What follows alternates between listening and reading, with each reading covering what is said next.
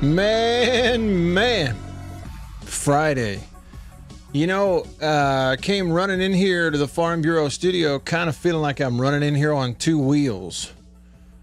You know how you just come flying in and you're boop, boop, boop, boop, you put on the brakes and stop right in front of the microphone just in time to talk. JB, that's how I feel today. How do you feel? Man, I feel great because you came right in when that music started fading, and I didn't have to worry about you being there. As opposed to yesterday, huh? Yeah, man.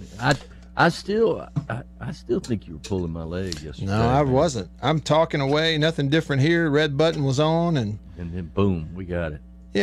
Yeah, but it worked out, didn't it?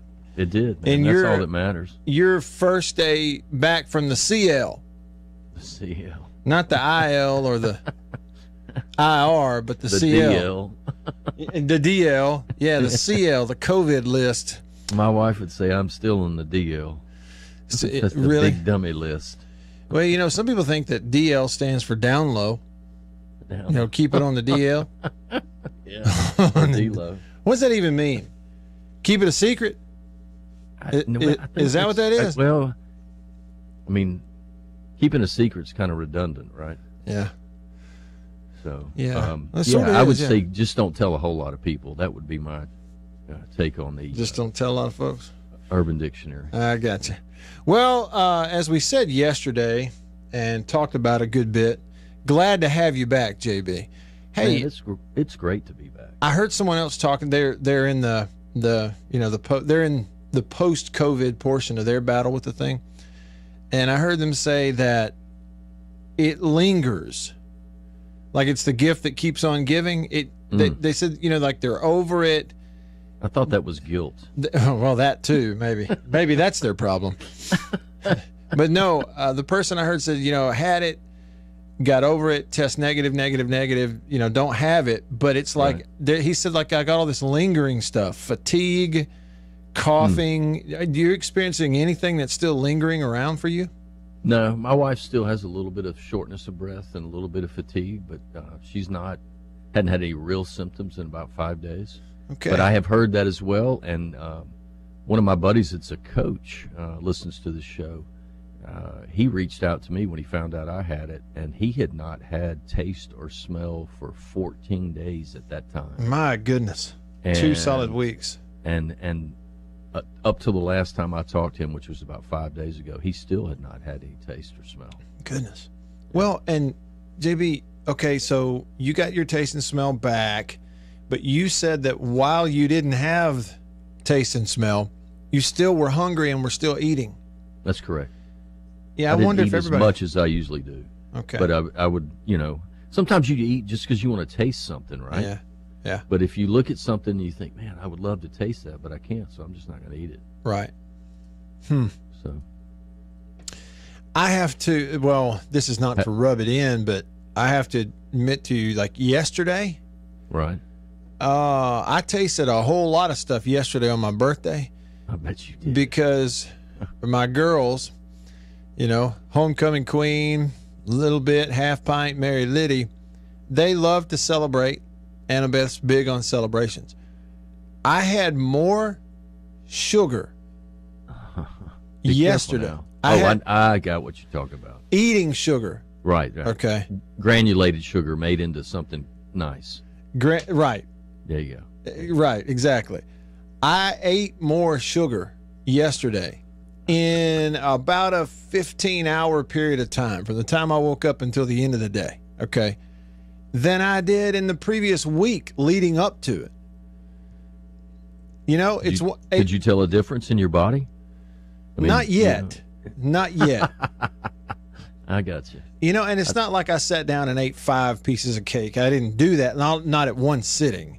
Right. Okay, but I mean, listen to this. You did what I call aerobic birthday eating.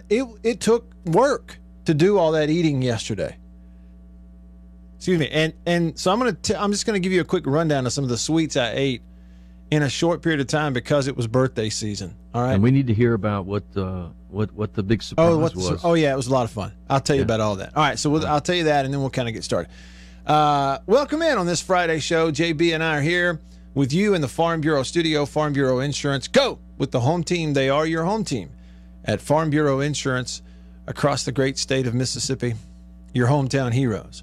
I stay connected to you around the clock because of C Spire, the #1 network in Mississippi. So even when I'm off the air, but also when I'm on the air, stay connected. Sometimes I'm tweeting, uploading, texting during the show.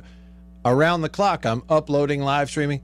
Last night, we uploaded some pictures of that little birthday surprise. It was a lot of fun. It may become a tradition for our family. We'll have to see. But anyway, here we are. Y'all can be a part of the show. So we are live with you on this Friday. This is a live show.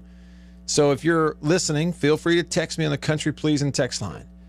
It is 885-ESPN. 885-ESPN. If you need the number itself, 885-3776. That's a 601 area code. Call me on the Davini phone. Davini Equipment, Madison and in Jackson. 995-1059. Don't forget, if you kill a big buck this deer season, you can take it to Davini Equipment in Madison on Highway 51 at Gluckstadt. They will score the deer for you. They will enter you in our Big Buck Challenge, and you could be the winner of prizes, Yeti stuff, things to cook on and cook with, Country Pleasing sausage, gift package, all that kind of stuff. You could be the winner. So don't forget. All right, so call me, comment on the live stream. Hey to everybody on the live stream. Thanks for tuning in. Hi to Joy, who's watching on Facebook, says she has a good feeling about the game tomorrow. Over on YouTube, Dylan said Hail State. Sherry on Facebook, JB, she says DL. That is any activity or relationship kept secret. On the down low. The DL, the down low. All right. David said Hail State. Hello, Matt and JB. Glad you're back, JB. Happy Maroon Friday. Our man Rhino Caliendo says, hey, Matt, I'm a guy that usually likes to laugh, but could y'all pray for my grandfather? It doesn't look like he's it's just looking rough. We will definitely do that, Rhino. Thanks for passing along the prayer request. And then Paul says, happy Friday. Happy Friday to you, Paul. Okay, so let's see. The night of the 9th, that's the night before birthday, a box came here, sent to me by my mother. It was full of caramel apples sent here. So what was yesterday? So Wednesday night, I ate this caramel apple, obviously covered in caramel, but also a layer of chocolate rolled in like candy and chocolate chips. I ate the whole thing. That was Wednesday night. Then pregame. That's pregame. Okay, so then yesterday morning, I wake up. They have I cook breakfast, but they sort of have a breakfast surprise for me. They gave me this red velvet cupcake with a candle in it. That was cupcake number 1. Then at lunch, time out. One of the gifts they gave me yesterday morning was a bag full of my favorite candy. Dark chocolate squares from Dove Chocolate, for instance. Okay, and then the cupcake. All right, then yesterday at lunch, Annabeth comes walking in with a cupcake. Okay, red velvet cupcake. As you know, then an hour or two later, we're on the show. We started the show yesterday, JB. Before I could even welcome you back, she comes walking in with a third cupcake with a candle in it. Okay? Trying to fatten you up. I'm telling you. Then last night at dinner, had my favorite dinner, grilled salmon, vegetables, and guess what else we had? A birthday cake, a giant birthday cake, Italian cream. Oh, with wow. rolled with coconut all around the outside. Big number 44 sticking in the cake, but only 4 candles because you couldn't put 44 candles on there, right? Because we got smoke detectors in the house, you know. So I ate a piece of that last night, and then there was something else I had last night. Oh, to cap it all off, all right, they gave me a gift. It is an indoor little s'mores station. Oh, get out. So like when you can't go outside and maybe your wood's wet, you can't go build a fire, you know, or you just want to do it inside, you open this thing up. It's got all the trays around this little round heater deal where you put the ingredients for s'mores, chocolate, graham crackers, marshmallows. It's almost like an air fryer type thing, except for s'mores. Right. And in the middle there's this little round thing, and you turn it on, it turns red hot. These little, you put the marshmallow on it, just cook it right there in the house. Make the s'mores, right? Yes. Okay, so now do you use that Dove dark chocolate when you make those? I haven't. You could though. You definitely could. Especially But see, you like the squares. I had one big fat gooey s'mores last night at about 8:00. I mean, the sheer amount of just gluttonous sugar, good tasting, yummy gluttonous sugar that I ate in a 24-hour period, it's more sugar than I eat in an entire week otherwise. So Right. far, no but real negative you're allowed effects. to do that. That's your birthday, man. And it's not like you do that all the time. We talk about doing things in moderation, right? That's right. Yeah. You got to be able to celebrate. Well, Lord have mercy. I would be in a wheelchair this morning if that was the case. well, you'd be in a coma. You'd be Sugar asleep. coma. Right. You'd be asleep. Yeah. And I always, the thing about it is they had no way to tell. I always go to bed early anyway. Right. I very rarely make it past 9:00.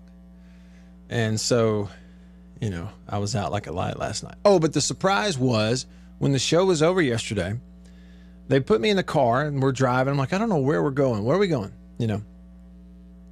We pull up to one of the local nurseries, and she hands me, Mary Liddy hands me a gift, says, open this. I open the gift. It's like a birthday present. I open it while we're sitting in the car, and it was a package of the old-fashioned Christmas lights, the big bulbs that are the multicolored lights, blue and red and green and orange and yellow and all the different colors, right? Like the lights you would put on a Christmas tree of different colors, but these are the big bulbs, like the Ralphie bulbs. Like, this is my favorite kind of light, and I like the multicolored Christmas lights. What do we do? She says, we're going to decorate a tree. We're here to buy a real Christmas tree. Because Mary Liddy and Annabeth wanted a real Christmas tree, but they wanted it on the back patio and back porch because we have a big, artificial one in the house. We got animals and stuff. So yeah, the deal was we jumped out, we picked out a real tree, brought it home, set it up outside, decorated it with the lights they bought. And so we kind of have our own Ralphie tree on the back porch. And that was a lot of fun. So it was a little bit of a birthday surprise. So I think we like to do things different in our family. Like, for instance, instead of one Christmas tree, we like to have two. Instead of indoor trees, we're going to have one outdoors that's decorated.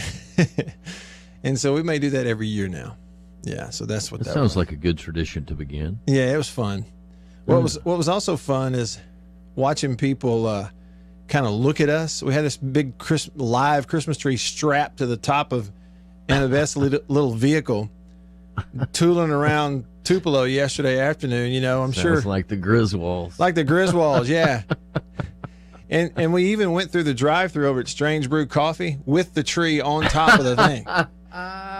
People are looking at you crazy. That was some strange brew then. Mm-hmm. It was very appropriate. It really was good for what's inside of you. That's for certain. That's right. All right, so comments, opinions, otherwise, y'all hit us up here on this Friday. And in terms of sports, we got a long way to go. So we will be looking at the games coming up this weekend. We'll be previewing those. We'll take a look over at some of the historical matchup between teams that we didn't do earlier in the week. We'll do that at Winsipedia.com. So I'm just curious, what it's been like in some of these series. So we'll look some of those up, Winsipedia. And then plenty more to get into. Also, first, though, I want to take a look at your text. What do we have here?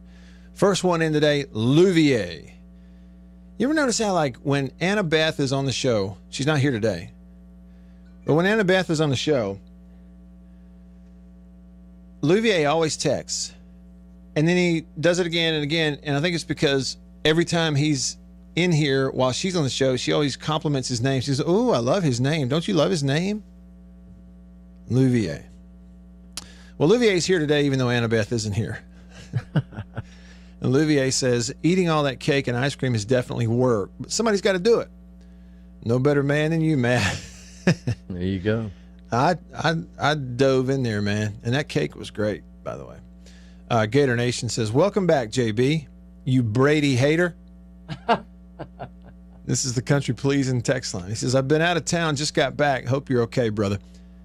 He said, Matt, I know what Georgia is not doing December the 19th. Playing for an SEC championship. LOL, he says. He had to fit that in there. You notice that? He had to fit that one in there.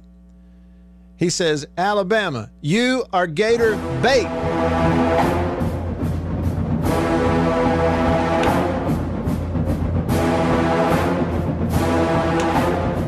He's out here chomping. It's December the 11th. We got 8 more days to go. Gator Nation.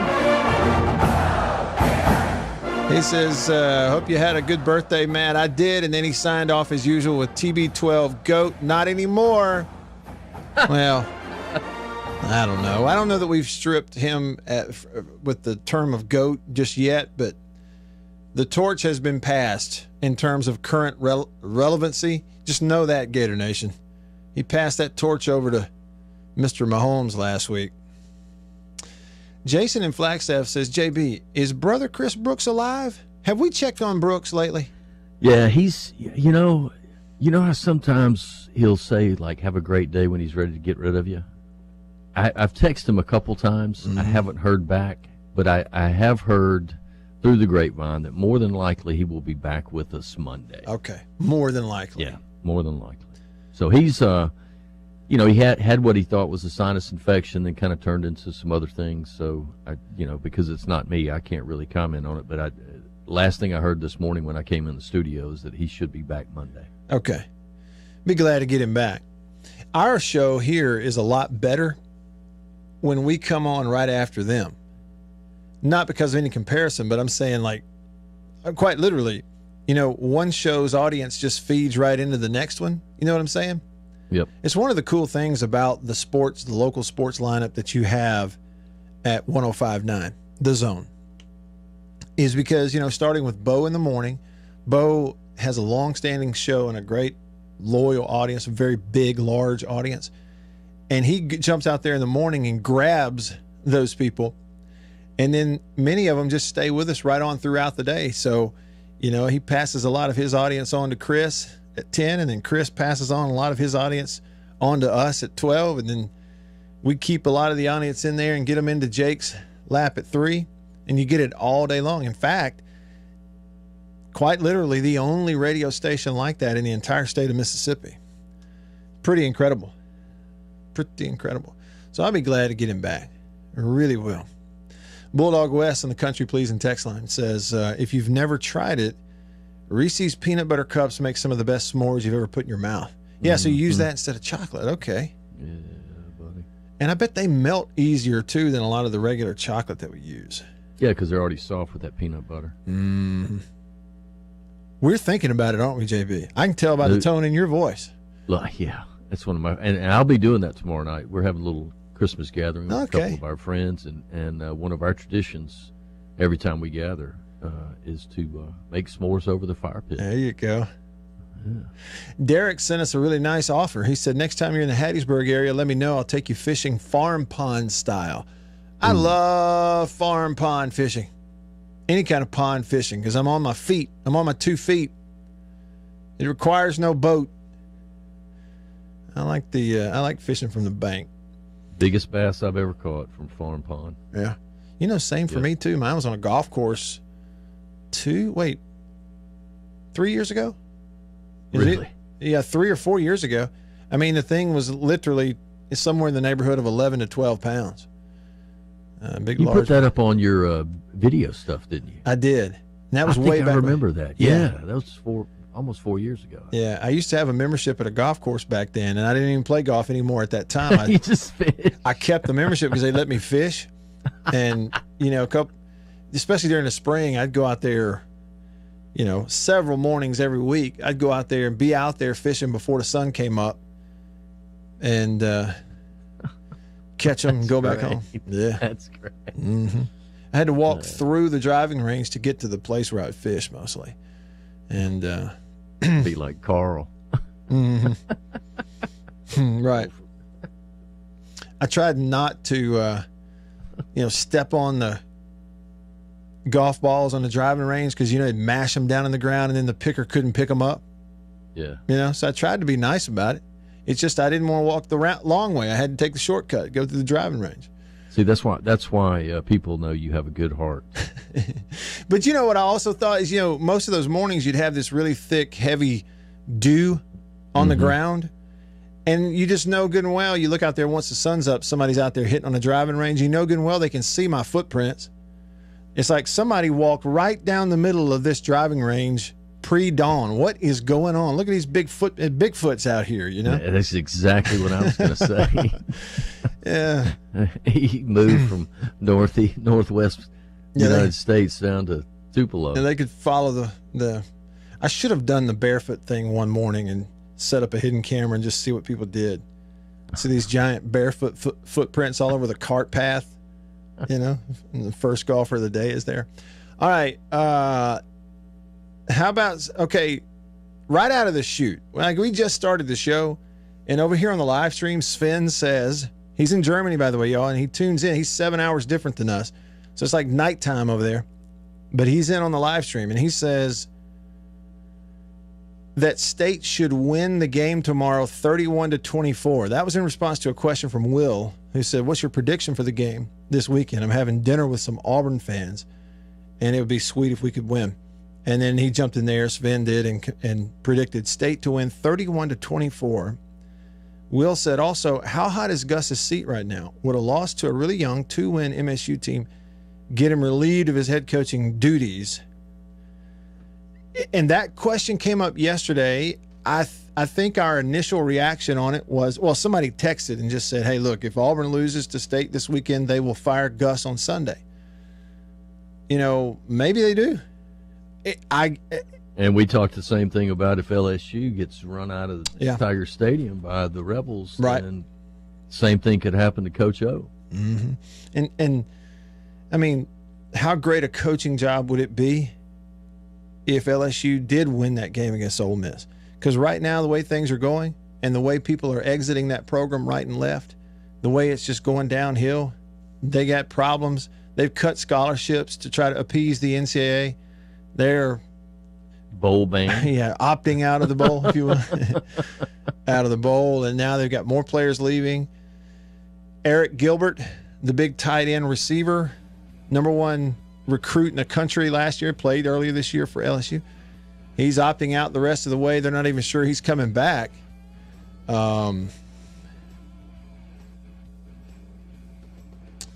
He's gone. They got issues at LSU. So it'd be a heck of a coaching job if they did win that game. But with the Auburn thing, what's different about that? They're not coming off a national championship. They're just coming off a little bit of mediocrity the last few years. They did beat Alabama last year. But to Auburn's credit, that has shown in the past, it's not the only thing that matters to them. It just kind of feels like they have been looking for a reason, an excuse, a good excuse to make a change. Whether they do or not, I don't know. We'll get into that and some other stuff too and preview some of the ball games. Text line coming up. Your comments, opinions, and otherwise. Just getting started with you on this Friday. Stick around. Storms. Trust me on this. You will sleep better on a mattress from Nest and Wild. It's 100% American made, from top to bottom, all the way to the floor. It's a great Mississippi company. It's right here at home. I know the people. Every mattress they make is 12 inches thick. And if you order it, it'll show up in your doorstep in 5 days.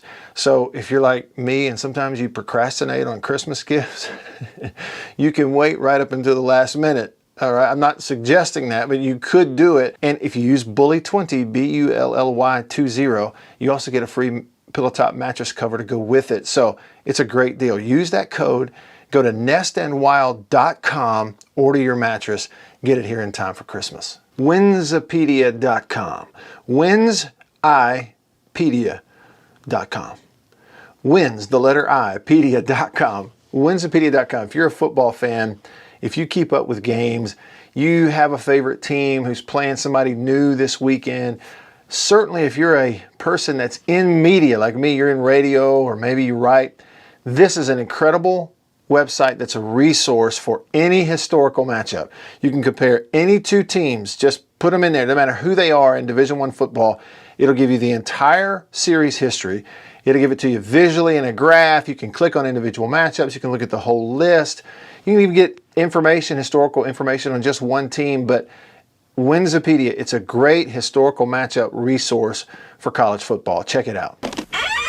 After these messages, we'll be right back. Farm Bureau Insurance stands ready to provide financial relief to our communities in this time of crisis. This includes a one-time credit to all personal auto policyholders, a donation of $500,000 to the Mississippi Food Network, and additional payment options for those hit the hardest, all while continuing to service customer claims as well. But this is the time to go above and beyond. These are a few ways we're keeping the Farm Bureau promise. To learn more, talk to your agent or visit us online. Go with the home team.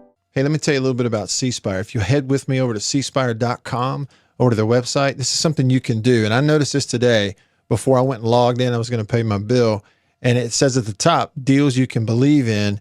You click that shop deals, and it takes you over here to a couple of things that you need to know about here for the holiday season. First of all, they're doing a trade-in right now. So like I can take my old iPhone 8 Plus and trade this in for an iPhone 12. The other thing is, I wanted to show you this. First of all, I love the ad with the bull and the Santa hat, but the no bull deal, you probably heard about that on our show. No gotchas and hidden in the fine print in the bill. No most expensive plan requirements. No waiting 3 months to get your promo credit. No having to, bring a phone number with you, all that kind of stuff. I can tell you from experience, I go here, my bill's the same every month. There's not a lot of hidden stuff. My cost doesn't go up. Once I'm in. I know what it costs every month. You get all of that stuff. And I just wanted to make you aware. Just go to cspire.com. You can see all of it. Merry Christmas.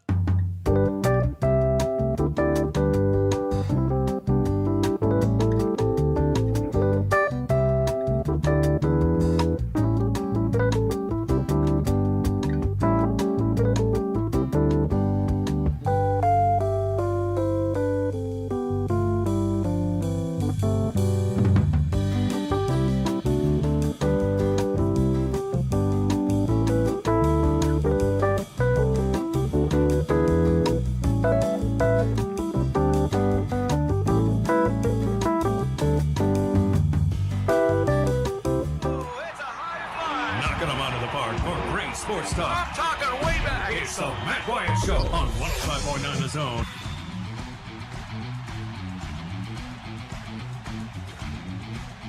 Back with you.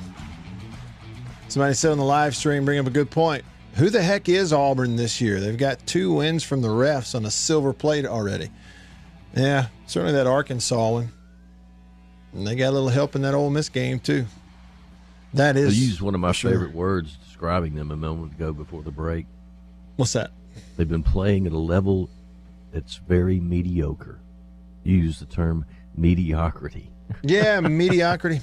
Is that even a word, or did I make that up? No, it is a word. It's a great word because it describes blah. It's like not having any taste or smell. It's mediocre. They're kind of bland. Kind of bland. They're like club crackers. Well, not club crackers are not. Oh, they're saltines. Kind of buttery. Auburn's saltine cracker of the SEC this year. Just kind of bland. They'll be the sunshine, not the Nabisco flavor. Yeah, it's hard to figure out what you're getting from them. You'll have it seems like in a lot of their games, they show a flash here or there, what they could be.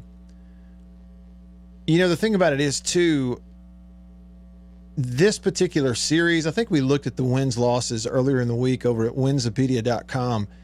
And in the recent history of the series, the last 4, 5, 6 years, really even the last decade, there's been more exchange of wins between these two teams, kind of a back and forth, than you've ever had in the State and Auburn series. Because before that, there'd be long stretches where Auburn would win a bunch and a few stretches where State would win a bunch and Auburn would win a bunch.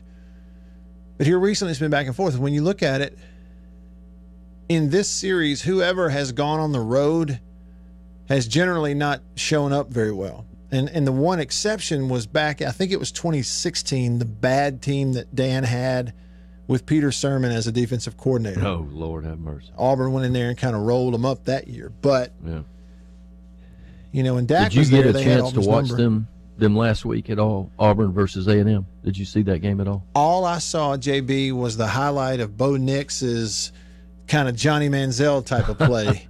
Yeah, you know, I watched most of that game. I'm telling you, you would probably be able to cut it up and slice it out better than I can. But I'll sum it up. And the game was close. A&M was driving mid-third quarter. Auburn has the opportunity to make an interception at the goal line. Goes right through the dude's hands and right into Weidermeyer's hands. Touchdown. That turned the whole game around. And that, to me, is kind of like who Auburn has been. They've been in the position to make the plays, but half the time they don't. And so you never know what you're going to get. So I think it should be a pretty tight game this weekend between them and the Bulldogs. Well, let's see. It was a 31-20 win for A&M. I just pulled it up. So, 11-point win. You're not talking about 2 full touchdowns. About somewhere in the neighborhood of a touchdown field goal type of win for A&M. And this was at Auburn. But then when you look at the numbers a little closer, it was a tight ball game going into the fourth quarter. Yeah. Right? Auburn had a 20-14 lead going into the fourth quarter and then just got whipped in the fourth quarter. A&M, 17 fourth quarter points. And then the other thing is total yards, a pretty significant difference right there. A&M goes for over 500 yards of offense. Auburn went for 340 and only 144 yards passing. A&M ran the ball for over 300 yards against that Auburn team. And again, that's at their place. Auburn went 4 of 10 on third down in that game last week. Time of possession, and huge in favor of A&M. They had it for 38 minutes. Auburn had it for 22. Yeah, they couldn't stop Weidermeyer and Mond at all. Okay. Break it down here. I'm wondering what happened in that fourth quarter. Now, these are just stats. So remember. Well, I said third quarter. I think it was the fourth quarter I meant to say. Okay. Where they had that interception. They were I think they were down by maybe 3 at that point in time, and they had just scored. And so A&M had gone down the field. They throw the guys at like the 5-yard line. I mean, right through his hands and right into Weidermeyer's hands, touchdown. It was like there's the air that just came out of the balloon. Boom. Yeah. And A&M just abused them the rest of the game. So these are the stats, fourth quarter. Remember, stats are like a bikini. They show you a lot, but not everything. But A&M outscores them 17-0 in the fourth quarter. Outgained Auburn in the fourth quarter 168-21. Auburn had negative rushing yards in the fourth quarter. They went backward running the ball. So a huge difference right there. Meanwhile, they couldn't stop A&M. A&M went 4 out of 5 on third down in the fourth. So A&M just went and turned it on and won the game in the fourth quarter. Just beat them handily. Up until that point, they were almost dead even. Total yards almost dead even. 341 for A&M through 3 quarters. 319 for Auburn. So they're dead even in terms of yardage, rushing yardage.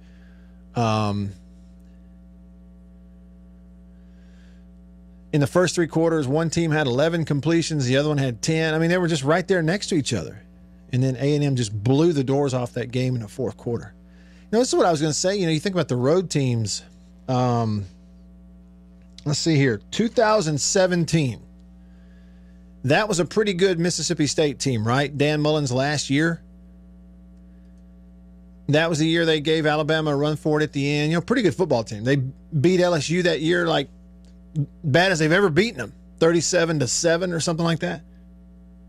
But that state team in 17 went to Auburn and just got embarrassed. Like gave up 49 points and weren't even in the game.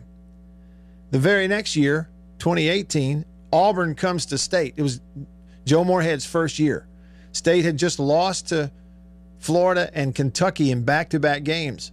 Auburn went to Starkville. State blew them out. State ran the ball for like 350 yards and just whipped them. Last year, State goes to Auburn.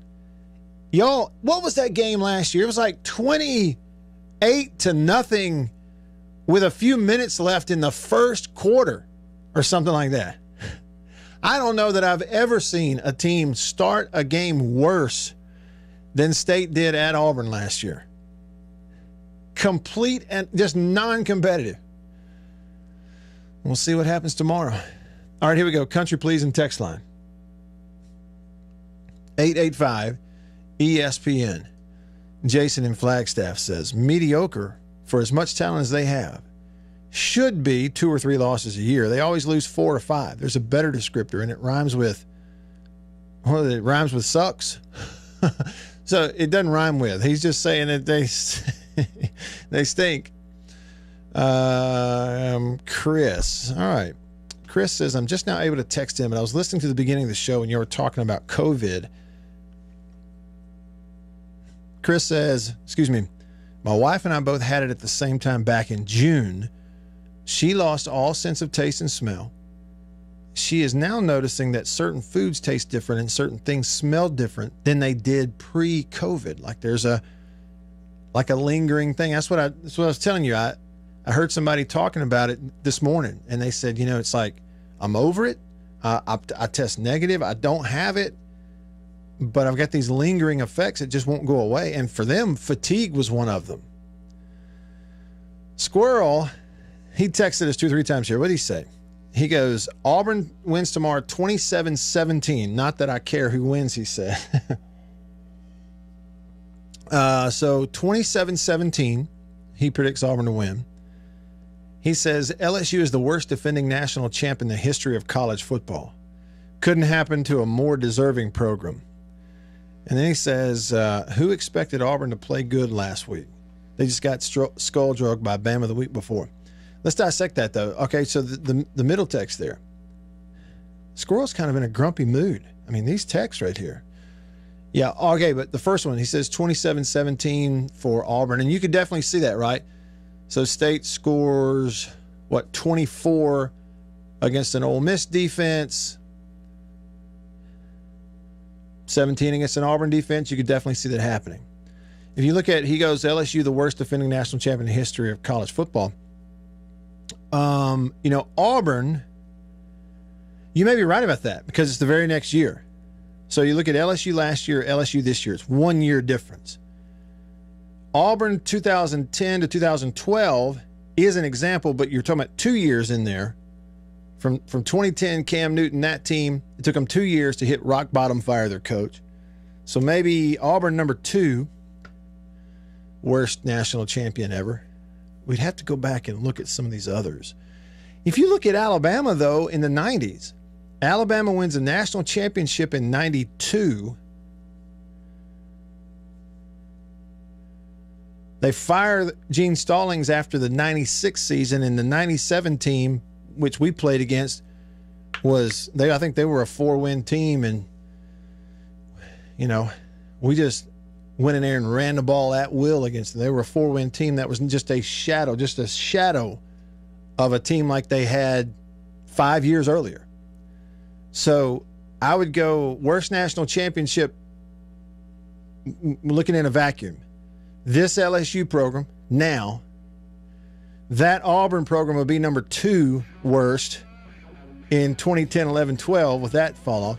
And then number 3 would be Alabama from 92 to 97, a 5-year stretch where they go from top of the mountain to firing Gene Stallings to just 4-win and not any good at all. So it can happen to anybody. And really all 3 of those examples, SEC Western teams who they all get back up. So LSU will get back up. Anybody that understands recruiting knows they'll get back up. All right. We'll wrap up the first hour coming up. More from Tiger David on the text line. More from Squirrel. More from Louvier. A long way to go. Oh, and Garrett, when we come back, I'll tell you where you can get one of these hats. Y'all stick around.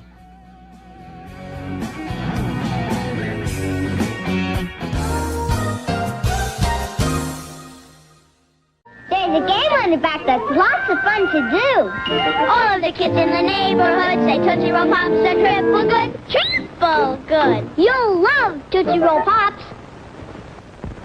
Hi, I'm Mike Wallace with a sensational shortening discovery for better baking and frying.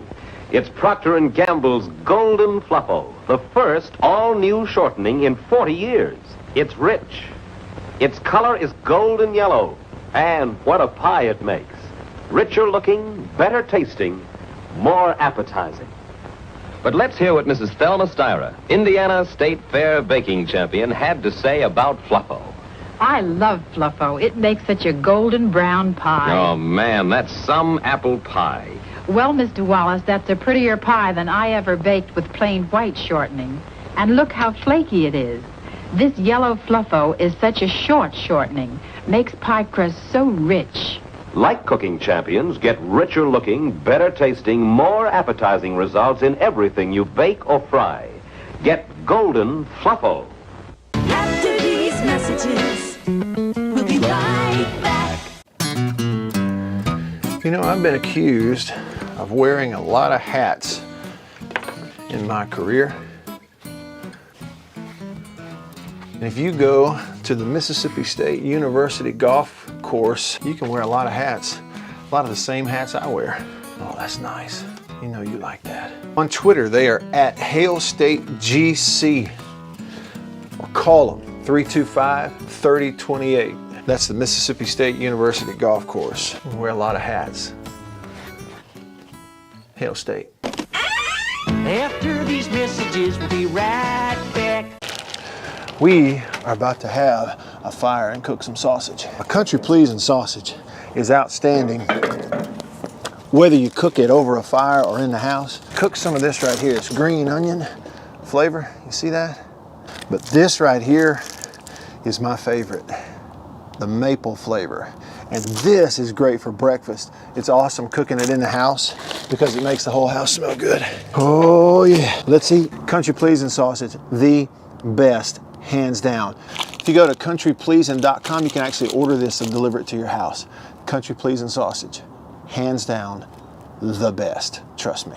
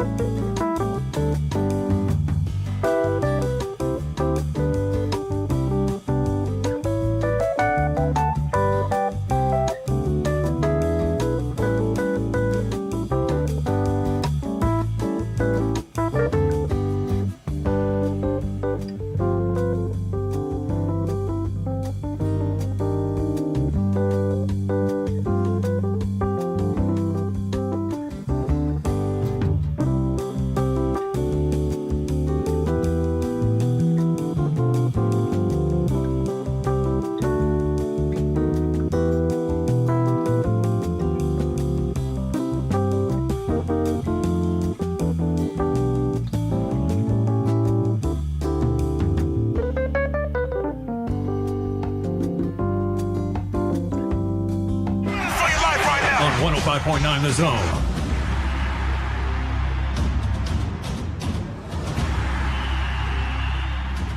Back with you. Rolling along, about to wrap up hour one with you on this Friday. Kind of a free-for-all Friday. Who was it asked me? Garrett was asking over here on the live stream. Matt, where can I buy that hat? Well, I'll sell you this one.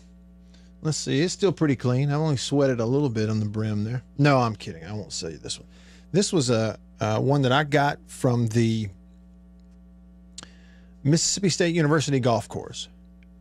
And it's a retro. You may know that you've probably seen. I've got one that is the old retro hat where they used to put that Bulldogs script under the word Mississippi State. I've got one that's gray also. So I have kind of two versions of it. And yeah, you can get it at the Mississippi State University golf course. On Twitter, they are at HailStateGC for golf course. Just tweet them, and you'll communicate, or call them 325-3028.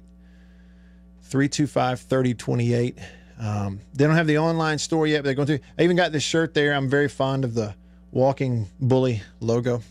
And so I'm all decked out today because of the Mississippi State University golf course. Hit them up on Twitter at HailStateGC. Thanks for your question.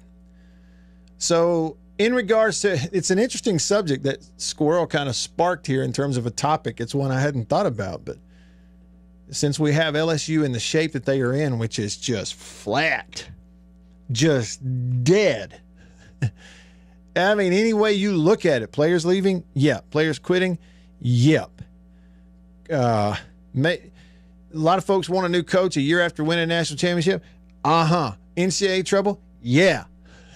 Bad record, yep. Self-impose a bowl ban, throw that in there. I mean, never seen anything like it. So I think he's accurate in that term. He says it's the worst, national champion that we've had. It's an interesting subject. Will said the year after Cam,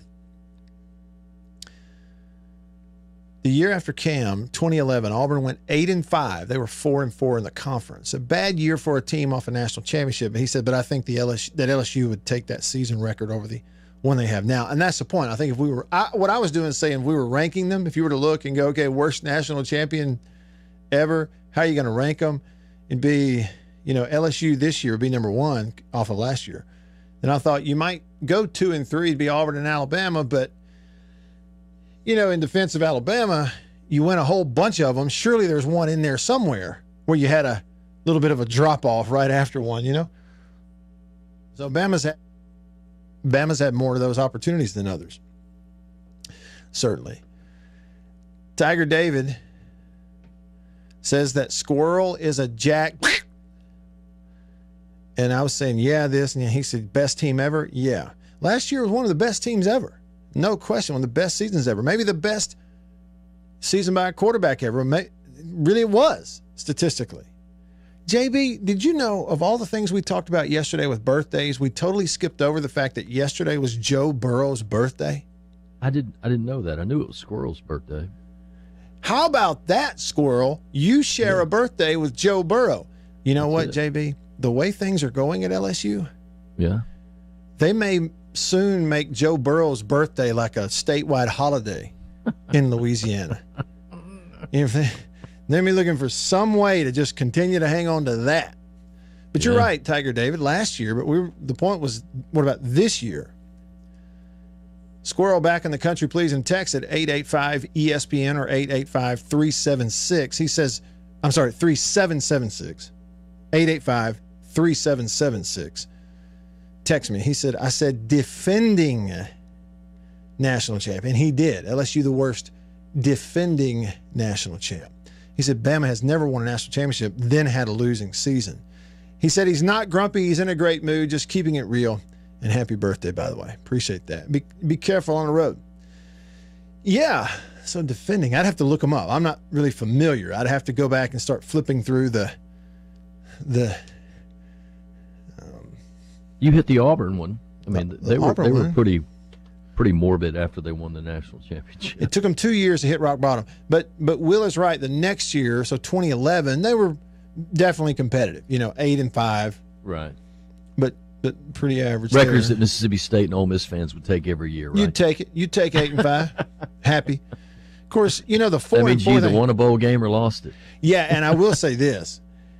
The 4-4 thing, it's interesting. State was a rock bottom program when Dan Mullen got the job, and had been a rock bottom program for close to half a decade, right? So you're talking about from, a little more than half a decade, right? From 2001 until 2008.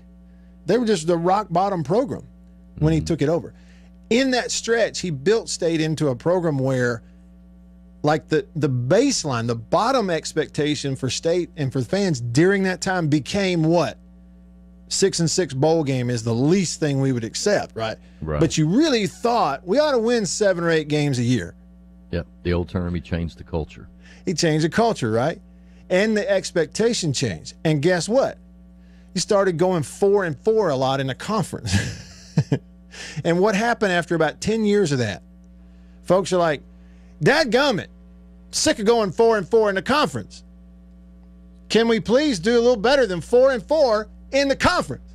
Yeah, it's called the Jeff Bauer syndrome. That's exactly right. Yeah, you're never satisfied. Louvier, country pleasing text line, says, worst defending champs, you say? So that means that they won the championship, right? All the other also-rans from last year agree with you, Squirrel. Here we go. Here we go. When is the last time we had, this kind of trash talking? All it takes is getting Squirrel in here in a bad mood, and he'd fire these people up.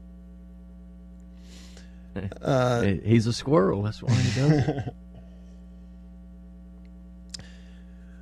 Jason in Flagstaff.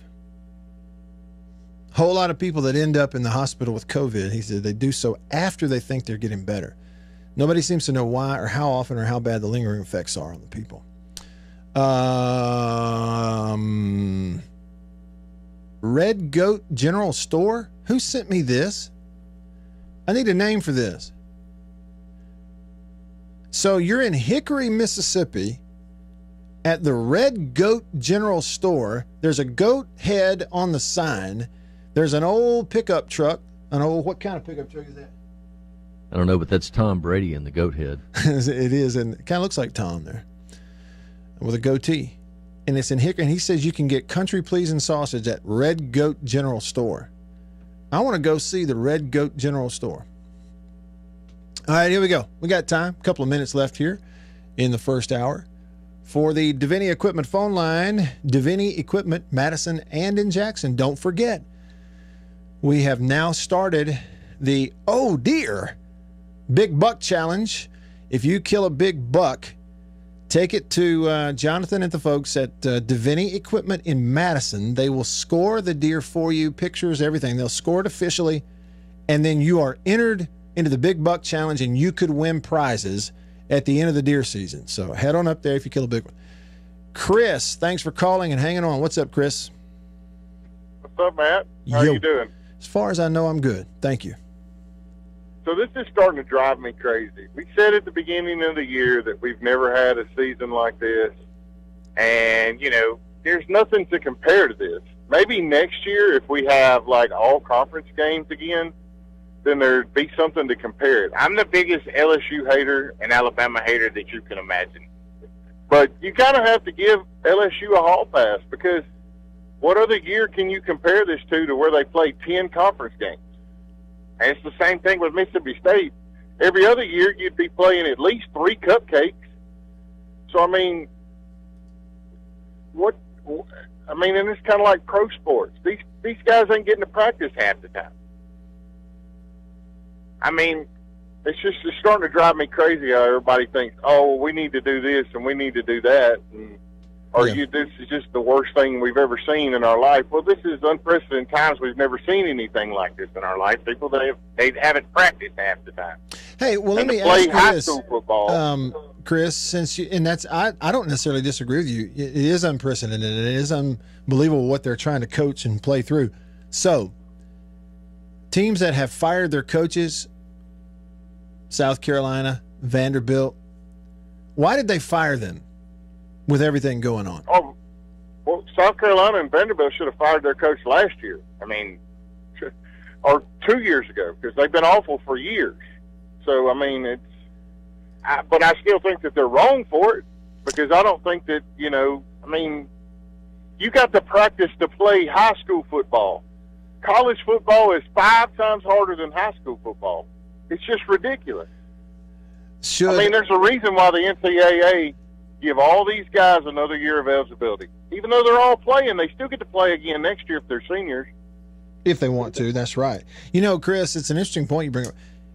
I agree with you that Vanderbilt, South Carolina, they came into this year just basically already looking for a reason to fire their coach. It wasn't really anything about this year. So I think the next conversation is, what does that say about Auburn? If Auburn loses this weekend, do they fire Malzahn? And what does that say about them? I think it is true. They're just looking for the right time and the right reason. That's the way Auburn looks to me. I could be wrong, but that's the way it looks from a distance. Chris, thanks for the call, man. Appreciate you. Have a good day. You too. Right. Music has begun. Hour 2 is on the way. In the Farm Bureau Insurance Studio, Joey, if you can hang on, do so. And we'll come to you next. I'm Matt. In the Farm Bureau Studio, stick around.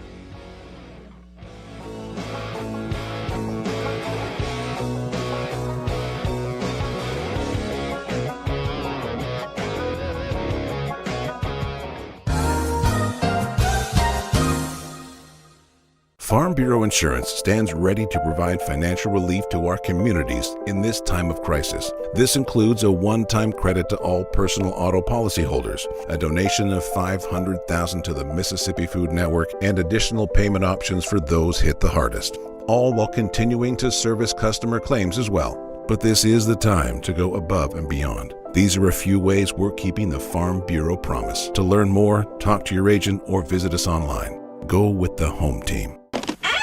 After these messages, we'll be right back. We are about to have a fire and cook some sausage. A country pleasing sausage is outstanding whether you cook it over a fire or in the house. Cook some of this right here. It's green onion flavor. You see that? But this right here is my favorite, the maple flavor. And this is great for breakfast. It's awesome cooking it in the house because it makes the whole house smell good. Oh yeah. Let's eat country pleasing sausage, the best, hands down. If you go to countrypleasing.com, you can actually order this and deliver it to your house. Country pleasing sausage, hands down, the best. Trust me. Hey, let me tell you a little bit about C Spire. If you head with me over to cspire.com, over to their website, this is something you can do. And I noticed this today before I went and logged in. I was going to pay my bill, and it says at the top, deals you can believe in. You click that shop deals, and it takes you over here to a couple of things that you need to know about here for the holiday season. First of all, they're doing a trade-in right now. So like I can take my old iPhone 8 Plus and trade this in for an iPhone 12. The other thing is, I wanted to show you this. First of all, I love the ad with the bull and the Santa hat, but the no bull deal, you probably heard about that on our show.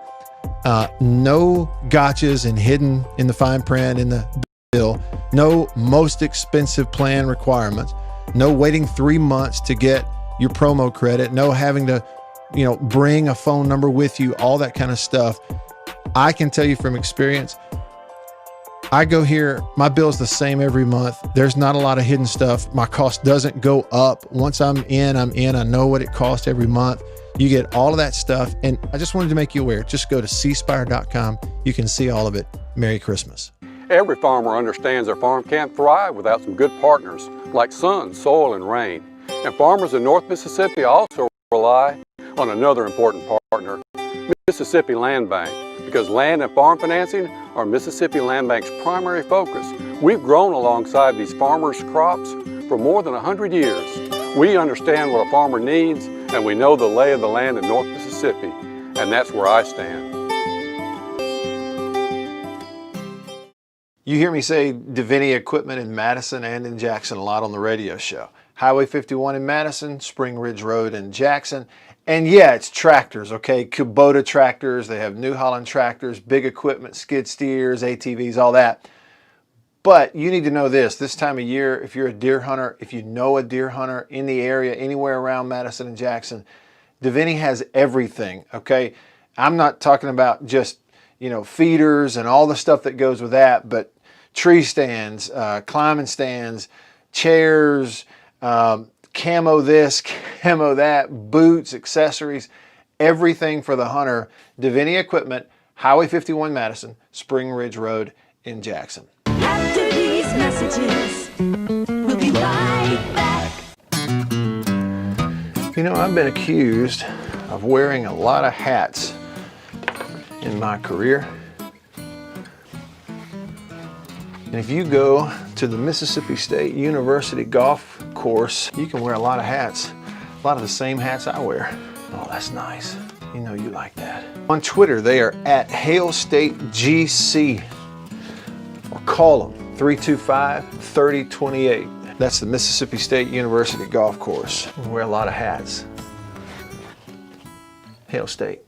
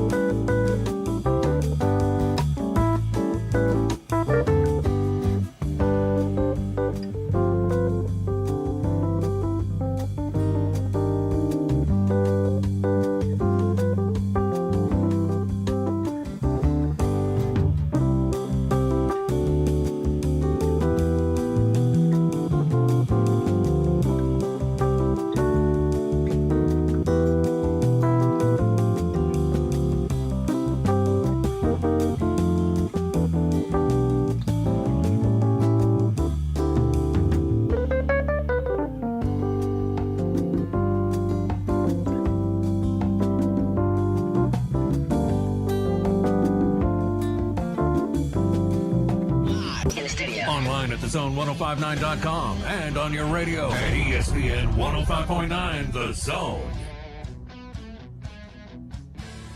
Okay, back with you. Here we go. Hour 2 of the show, off and running. I'm Matt in the Farm Bureau studio. Farm Bureau Insurance. Go with the home team. They are your home team. Your local hometown heroes, your local Farm Bureau insurance agent. If you need them, you got them. Round the clock. It's the way it is at Farm Bureau. It's the way it ought to be. And it's the way it is at Farm Bureau. You don't get that everywhere else. Kind of like on this show. You know, you get a face-to-face. Some guys you only get to listen to. With me, you can see me. Is that a good thing, though? I'm Matt in the Farm Bureau studio, staying connected to you because of C Spire, the #1 network in Mississippi. Y'all, feel free to call, text, or comment on the live stream. Do we still have Joey hanging on? No, he had to go. Okay. I think hopefully he'll try to call back. Okay. Joey, if you're out there, I know that the timing was off right there, so feel free to give me a holler back. I think he was going to fill me in on the information about the Red Goat General Store that someone sent us a picture of. Somebody text me that information. Hickory, Mississippi. Where is Hickory, Mississippi, JB? Do you know? If I'm not mistaken, it's over by Decatur, in that area. Okay. Decatur, Philadelphia, up in there. All right. Kind of near Meridian, maybe. Yeah. Okay. The Red Goat General Store. They got a cool sign. Got an old rusted out truck body sitting up on it, like a old Chevy pickup from the 50s sitting there. Pretty neat. They got one of those in downtown Tupelo, an old rusted out pickup like that, JB. And it's sitting right next to the railroad track downtown where they have the Farmers Depot during that time of year. And all it does is it's for decoration, and they filled the bed of the truck with dirt and planted flowers in it and stuff. And that's what it's for, those old trucks. All right, Joey's back. He's got the info. Davini Equipment phone line. Joey, thanks for calling me back. What's up? That is true. If Hickory is south of I-20, it basically just a few blocks, and Decatur is north. So, yeah, Okay. they're kind of in the same proximity there, about 30 minutes west of Meridian. Okay. So what is it? Is it like it's that all far. I'm looking at is the sign here. Is it like an old style general store? It is like an old. They got all. There's actually two places over there, Matt.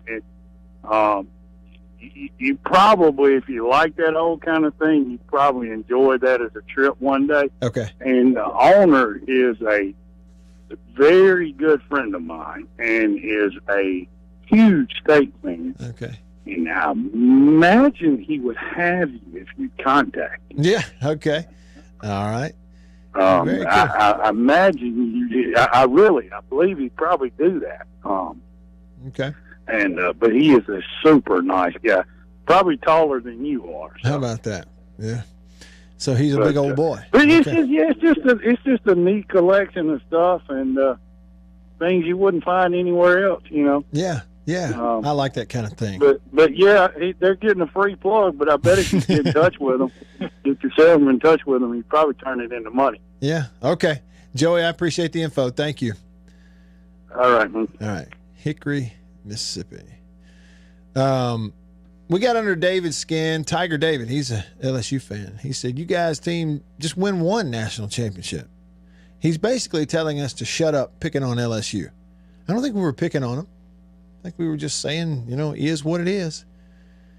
They're in LSU right now as compared to any other past national champion, any other defending national champion. LSU is in a situation that is unique to them.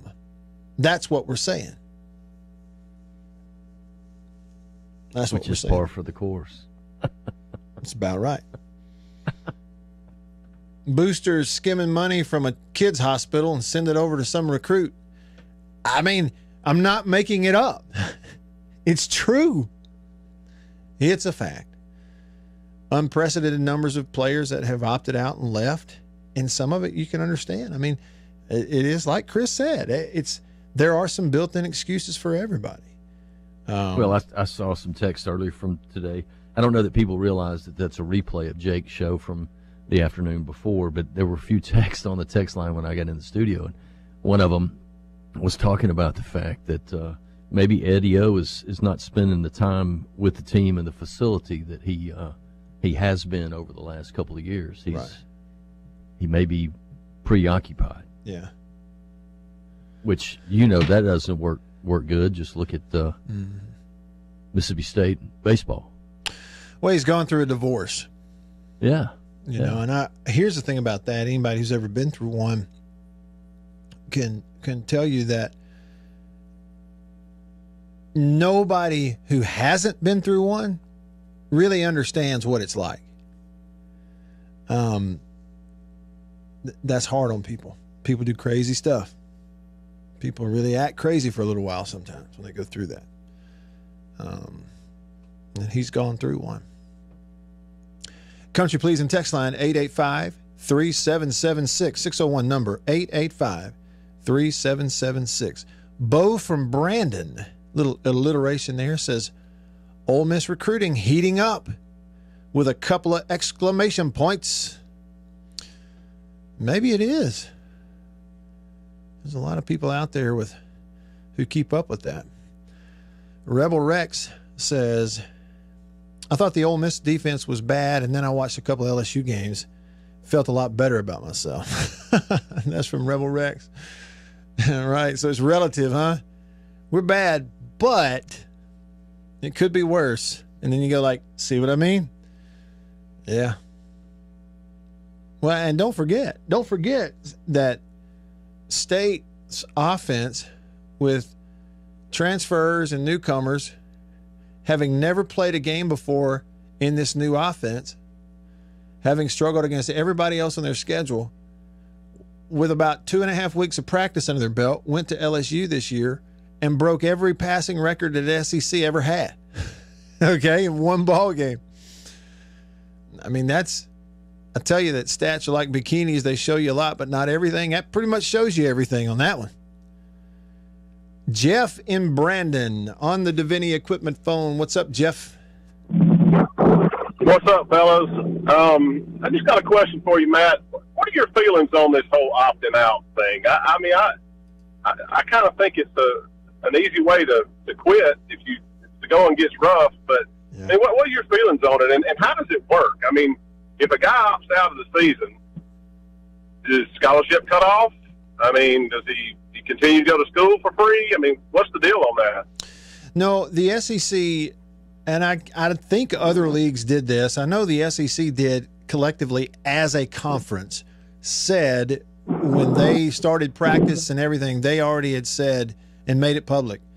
Players are not obligated to play and participate in order to retain their scholarship. In other words, as a player, as an individual, you have the right to decide you want to sit out and not play because of COVID.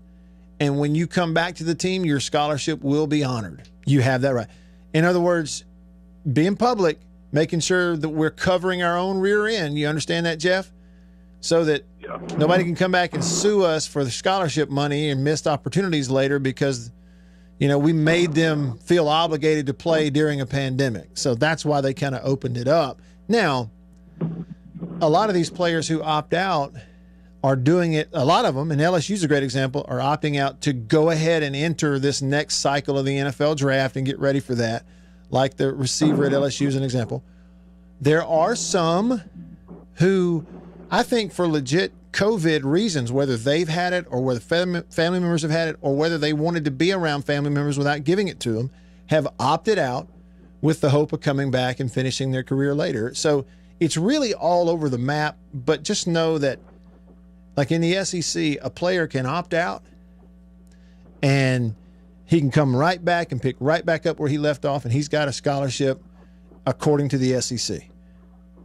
So, but if that guy enters the transfer portal, says, I'm not playing for Mike Leach, whoever, Ogeron, if he enters the transfer portal, the scholarship's off. Well, I don't know what the exact rules are about the portal, about putting yourself in it, honestly. And I just think it's an easy way to quit. Yeah, listen, though, earlier you were asking my opinion. This is what I do think, and I've said this before.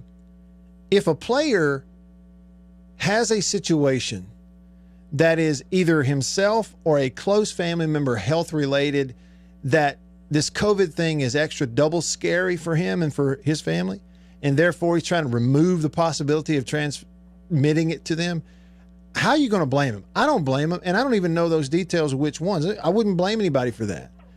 If a player simply goes, I don't want to play.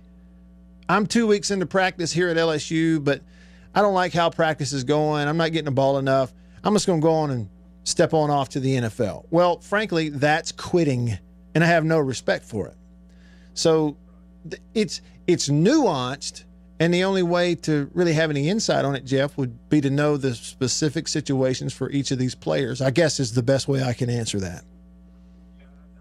I get it, and I agree with you. I do agree with you. I believe there are some players that are probably mad at the system, mad that they're not getting the ball, mad that they're not running the ball, whatever, and they decide they want to go a different route. And I don't know. I don't agree with that. I mean, I think about it in the military way. We just don't. I mean, we don't quit on each other. So that's just me, though. I appreciate the time, man. Yeah, man. Y'all have a good weekend. You too. Have a good weekend. Thanks for the call, Jeff. I appreciate that. Country pleasing texts 885 ESPN. I don't know. This is an unnamed texter. Let's see. Who is it? I don't know who it is. We don't have a name on it. But they have a good request. They said, I need some motivation. So the second hour, why don't you start me off with a little sonic boom? Okay.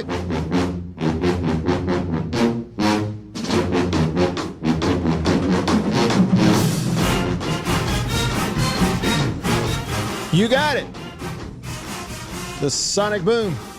What's up on the live stream? Doc says, howdy, Matt. Happy Friday to you as well. Squirrel confirming that Newton is where you can find hickory, Mississippi. I see what you did there. You see what I did there? Little D in Braxton said, try a smoked turkey from Country Please, and wow, it's good. Boy, I bet I can get a whole turkey. Well, let me ask you this. Do you have to have a big ashtray when you smoke a turkey? No, but you do have to have a permit. No, I'm kidding. I don't really know. Look, don't worry about it. Just go to Country Pleasing and get one, or Country Meat Packers, Highway 49, Florence. Let them, like the old saying in that barbecue restaurant in Russellville, Alabama, where I grew up, had a big painting. They painted it on the side of the building, and it said, you croak it, we'll smoke it. In other words, bring it in here, we'll smoke it for you. Green Joe's Ochre. Mortuary. You stab them, we slab them. That's it.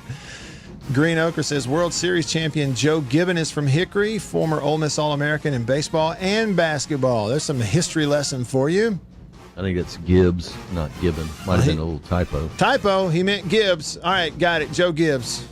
He's from Hickory. Or it could be Gibbon, because there was a Coach Gibbon at Clark College back in the day in Newton. So I don't know who to believe anymore. I may stand corrected, because I think the Gibbs that I'm thinking of is Jake Gibbs. So that may be correct. Joe Gibbon, baseball coach at Clark Community College. All right, we got it. We circled it and finally got it. Here we go. Big finish. I don't know who to believe anymore. Ready Teddy says, I told Jake if LSU was a stock, it would be WorldCom. ResDog says, maybe the Ole Miss recruiting heat is better than the lame Mary Flipmas attempt on some marginal recruits. Lord have mercy. Here we are in the middle of some recruiting smack on the text line. People, like most people who get involved in recruiting, well, never mind. Beeves' former neighbor Stephen on the Country Pleasing text line says, when LSU is winning big, they go big and loud and grandiose, but when they get on a losing streak, they go off the rails and burn it down. They're the most hot and cold program in the conference, maybe the country, as far as the wild swings they are capable of. I would love to take that point. I think there's some truth in it, but I would love to take it Stephen, and compare LSU and Auburn. You know, those two, the wild swings that you have seen. You know, pretty obvious Auburn's had some big ups and some big old downs, big old roller coaster ride even over the last decade. But you're right, I think here recently, you know, LSU has too. They're right in that boat. And I think it just illustrates how hard it is. You know, all that does to me is you don't point and snicker at somebody who's either played for or played and several national championships or won one or two just because they have some downs in between. What you do is I think it points a big old bright spotlight at Tuscaloosa at just how incredible it is, their consistency that they have had at Alabama. It's just hard. It's incredibly, they all say it. It's hard to get to the top. It's even harder to stay there. Rebel Rex giving us a little info. Here's the thing about it, y'all. Y'all are bound and determined to force recruiting into my show. Y'all are bound and determined to force recruiting into my show. And look, that's fine. I shouldn't even word it that way, because if it's what you want to bring up, shoot it in here, man. I'll read it. It's fine. But I'm just telling you, Rebel, it's for a different show. Rebel Rex says, Ole Miss flipped the #1 tight end in the country from Tennessee. And according to Rebel Rex, and he sent us a screenshot right there. It is Cruton season. Fuji Sports Shooter says, in a late-night meeting, the Big Ten Conference has unanimously voted to change the rule requiring the Ohio State University football team to have more points than their opponent in order to be declared the winner of a football game. Would you really be all that surprised? I mean, why are we even playing games anyway? Why did they play any games in the Big Ten this year? Cardale Jones told you, look, they need to recoup this money they've lost. Same thing for the playoff and for TV. Well, don't make them play. Just put them in. If you want them in the playoff, don't run all this other charade out there in front of me. Just put them in if that's what you want. It's your playoff. Y'all are the decision makers. Do what you want. But hey, as they say, don't you-know-what down my leg and tell me it's raining.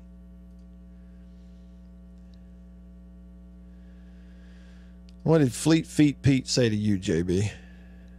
What did he say here? He told me, well, he played for Coach Gibbon. He said, thank you, JB, for correcting yourself. I just saw that. I thought, man, he's talking about Jake Gibbs. Then I went, no, Coach Gibbon was from right around Newton. Yeah, that's it. Yeah. And I didn't know either way. So I'm like, you could have told me anything, and apparently I would have believed it. Well, Coach Gibbon was a big man. That's one of the things I remember at 18. He was a big old boy. Oh my God! Yeah, he was big. Chris said it's the same way that how about this? Chris says the same way he described LSU, he describes Saints fans. Now, I'm just going to read the way he described LSU fans. Well, the other guy, the way he described LSU fans, he said that as long as it's going well, they go big and grandiose, but then things go a little bit bad, they just melt down and burn the whole thing down. And he says same thing as Saints fans. This is what Chris says. Saints fan will turn on him after a bad game, then treat Breeze and Peyton as idols when they win. Is that really that different, though, than anybody else? Honestly. Is it that different? Res Dog says Ole Miss has to rely on paying other teams' recruits to flip instead of building their own relationships with kids.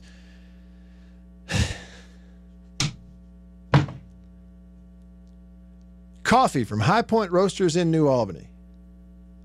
highpointroasters.com. Get your coffee there. And when things become juvenile in your conversations, you too can sit back and just relax with a hot cup of coffee.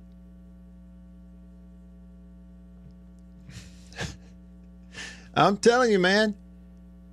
Like, I hate to edit text, but look, it's what I'm getting. So he says they're having to pay recruits to flip instead of building their own relationships.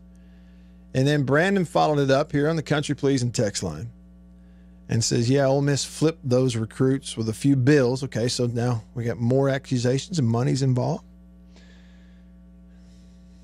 It's recruiting. Tiger Davis says, who does Squirrel like in the SEC? Squirrel, I think, is an Alabama fan. I think he's told us that, hasn't he? Yes, that's correct. He's an Alabama fan. Reservoir Dog. Everyone needs someone who loves them as much as Ole Miss loves recruits committed to other programs. See, I don't mind if y'all want to have fun with recruiting as long as it's funny, like legit funny. Chris, he's after these Saints fans, man. He is after them. And then Tiger David here says, these are losing programs talking about LSU fans. You don't know what it means to be at the top constantly. So you hate, of course. What do you say? We're mad when we lose. David, don't get your feelings hurt, man. It isn't personal. I mean, at all. It's really not. It's not personal at all. And you're exactly right, man. I'm as Mississippi State through and through as it gets, and I would be happy to sit here talking about how we're having a terrible year after winning the national championship. I understand it. You know, but still, it doesn't necessarily, just because one thing is true doesn't mean the other thing isn't true also. Is it true that a lot of people that are making fun of LSU would love to have a national championship to point to? Sure. Is it also true that the LSU situation right now is unprecedentedly horrible right after a national title? Yeah, we've never seen anything like it. They're both true. It's also true that I'm going to talk to Coach Doug Shanks. He's hanging on the Davini phone coming up in just a bit on a free-for-all Friday. People are letting it fly. Stick around. Hey, in December, we got basketball back in full swing and an extended football season. So there's never been a better time. Trust me on this. You will sleep better on a mattress from Nest and Wild. It's 100% American made. From top to bottom, all the way to the floor. It's a great Mississippi company. It's right here at home. I know the people. Every mattress they make is 12 inches thick. And if you order it, it'll show up in your doorstep in 5 days. So if you're like me and sometimes you procrastinate on Christmas gifts, you can wait right up until the last minute. All right, I'm not suggesting that, but you could do it. And if you use Bully20, BULLY20, you also get a free pillow top mattress cover to go with it. So it's a great deal. Use that code. Go to nestandwild.com, order your mattress, get it here in time for Christmas. Winsipedia.com. Winsipedia.com. Wins, the letter I, pedia.com. Winsipedia.com. If you're a football fan, if you keep up with games, you have a favorite team who's playing somebody new this weekend, certainly if you're a person that's in media, like me, you're in radio or maybe you write, this is an incredible website that's a resource for any historical matchup. You can compare any two teams, just put them in there, no matter who they are in Division I football. It'll give you the entire series history. It'll give it to you visually in a graph. You can click on individual matchups. You can look at the whole list. You can even get information, historical information on just one team, but Winsipedia, it's a great historical matchup resource for college football. Check it out. After these messages, we'll be right back. Farm Bureau Insurance stands ready to provide financial relief to our communities in this time of crisis. This includes a one-time credit to all personal auto policyholders, a donation of $500,000 to the Mississippi Food Network, and additional payment options for those hit the hardest, all while continuing to service customer claims as well. But this is the time to go above and beyond. These are a few ways we're keeping the Farm Bureau promise. To learn more, talk to your agent or visit us online. Go with the home team. Hey, let me tell you a little bit about C-Spire. If you head with me over to cspire.com, over to their website, this is something you can do. And I noticed this today before I went and logged in. I was going to pay my bill. And it says at the top, deals you can believe in. You click that shop deals, and it takes you over here to a couple of things that you need to know about here for the holiday season. First of all, they're doing a trade-in right now. So like I can take my old iPhone 8 Plus and trade this in for an iPhone 12. The other thing is I wanted to show you this. First of all, I love the ad with the bull and the Santa hat. But the no bull deal, you probably heard about that on our show. No gotchas and hidden in the fine print in the bill. No most expensive plan requirements. No waiting 3 months to get your promo credit. No having to, bring a phone number with you, all that kind of stuff. I can tell you from experience, I go here, my bill's the same every month. There's not a lot of hidden stuff. My cost doesn't go up. Once I'm in. I know what it costs every month. You get all of that stuff. And I just wanted to make you aware. Just go to cspire.com. You can see all of it. Merry Christmas.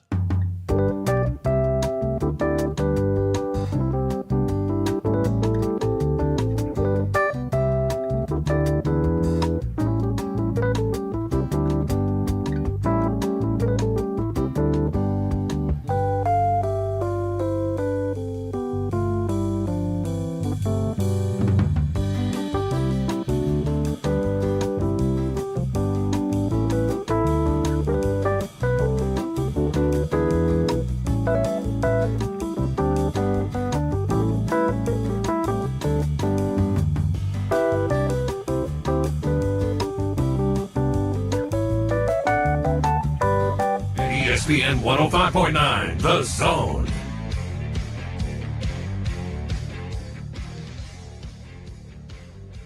Back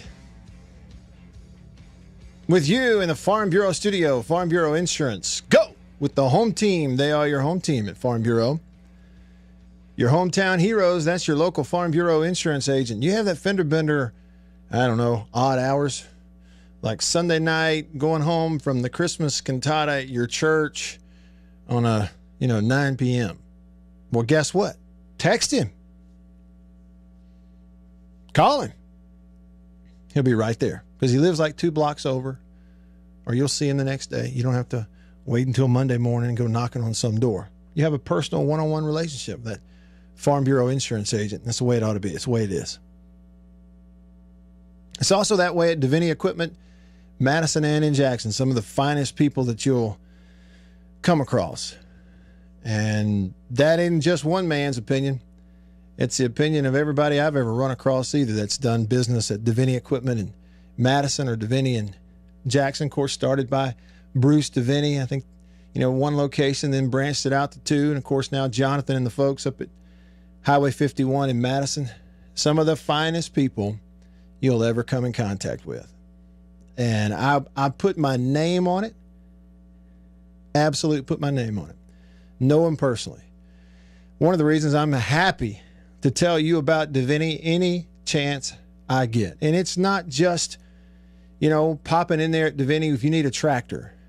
You need a skid steer. You need some type of equipment, a mower, a big zero turn, Kubota, New Holland, all that kind of stuff. Great products. But if it tears up, they're the kind of people you want to deal with. If you're a deer hunter, you need stuff. You're looking for toys for kids for Christmas, the little tractors, boxes of that going in there as well. Yetis, everything. Just wonderful, wonderful people at Davini Equipment in Madison and in Jackson. I'm proud to know them. And I'll put my name on it. And I'm proud to tell you also about the big buck challenge we've got going on with Highway 51 Madison, Davini up there. So if you kill a big buck, you go up there, you see Jonathan and the folks at Davini Equipment on Highway 51. Take the buck in there at Davini. They will score it for you. They have the guy who can score it for you officially, and then picture, and you'll be entered into our big buck challenge. Prizes are going to go away to our winners at the end of the deer season. You'll be able to enter up through, I think we're going to take the entries up through the middle of February, then announce the winners. All right, Davini Equipment phone, speaking of, Coach Shanks, I appreciate you calling, Coach. Hope you're doing well. It's been a while. I am. I felt like the show was dragging a little bit, Matt, so I figured I would call in. Hey, listen, it was dragging. First of all, you are absolutely right on the Davinis. I've known some of them since high school. Those are good people, man. No question. And have been for a long time. So, but y'all were talking about Coach Gibbons a minute ago. Yes. Here is a trivia question that it's. I don't want to say I was in bars where trivia contests were going on, but the 2 questions that never get an answer are: 1960 Pittsburgh Pirates who won the World Series had 2 All-American basketball players on their team. Who were they? All right. What year the Pirates were from Mississippi? 1960. So you knew that Joe Gibbons was one of them because he was an All-American basketball player at Ole Miss. But who was the other one? Oh, gosh. But 1960. Well, it's the same way as what's the second largest city in Illinois. That'll always win a drink at a bar. I don't know. You got to give me the answer. Well, it's Dick Grove. The shortstop was an All-American at Duke, leading scorer in the country. What's his name? Dick Grove. Oh Lord, he was an All-Star forever, but he was an All-American at Duke. I think a 2-time All-American, led the nation in scoring. How about that? 2 big-time basketball players making They it were big. both. They were both rookies. They were both rookies the same year. They won the. Well, Coach Gibbons was a fine man, though. And he. I remember one time he was telling me. He said, "I just said who was the best player you ever saw?" He said, "Well, Clemente was the best player he ever saw." Of course, he said, "I played with him every day." Yeah, that was my dad's favorite anyway, player growing up. Was Roberto Clemente. Yeah, can you imagine? Yeah, they always talked about the arm. He wouldn't speak to anybody. They always talk about the arm he had from the outfield, Coach Shanks, that it was special. Oh, it's unbelievable. It's one of those, Ishiro and him, it's a generational thing. Every now and then somebody will come along and throw like that. It's just not many of them do it. It's just a gift to God. Mm-hmm. How about that? Hey, it's not one of those things you work at. I want to ask you something unrelated real quick, Coach Shanks. So last time I talked to you, you told me about how you used to, or I guess still do, have lunch with Coach Richard Williams all the time. Oh yeah. Are y'all still keeping? Yesterday, okay, so y'all are still keeping up, even though he's working again down at Southern Miss. Yeah. He just is. It's incredible his knowledge of the game. I mean, he could have gone to work for NBC or something. He's that good of an analyst. Yes. And and he and Neil were great together because he just really is good. But he just loves the game, and his knowledge of it is at a level that people like us just wouldn't understand. There are very few people that will be at that level. And this kid that's a coach at Southern, I say kid, the man that's a coach at Southern Miss now, his daddy was a friend of was Richard's. And he asked Richard why this boy was going to college. He sent him up to spend a week with him or something at a camp, and he wanted Richard to talk him out of being a coach. He didn't want him to be a coach. It was Coach Ladner from Southern, and so anyway, he goes up and spends a week with Richard. Richard calls his daddy and said, "This boy's going to be a coach. There ain't nothing you can do about it." So that's his life. But it's a great. And he told me the other day. He said, "Love the players, love the coaching staff, the coaches." He said, we just got to get some good players in here, and it's a long road to rebuild it. But they'll be well coached. Coach Shanks, with him getting back into coaching, it didn't give you the itch, did it? Well, I run the pitchers for Chuck Box out at Hartsfield Academy. That's all I do. I'm 6 miles from there, and we've got an unbelievable program. And I've known Box for way too long, and when I retired, he said, "Why don't you come out here?" And I said, "Well, I don't know. The kids are great, and I love it." And we've got 3 that have already committed D1 commitments. Got 2 more that will be shortly. So it's a real talented bunch, but they're just good kids, and I missed it. Yeah. Just like being around them, and the talent level is. There's no question that the overall talent level in high school is better than it was, 10 or 15 years ago. Some of these things are just dramatic that they're doing. Mm-hmm. Really neat, Coach. It's always good to hear from you. I hope you'll call me back. Well, we enjoy the show very much, and your sidekick there adds to the program because when you're dragging, he kind of bails you out a little bit. Well, and you bailed me out too, Coach. This phone call from you is kind of like your pitcher on the mound is struggling a little bit. Got to go get him. You got to go get him. You just got to get on out there and get him. You came and got me. Y'all have a good day, buddy. All right, you too. Appreciate the call. Bye-bye. How about that, JB? He's a good dude, man.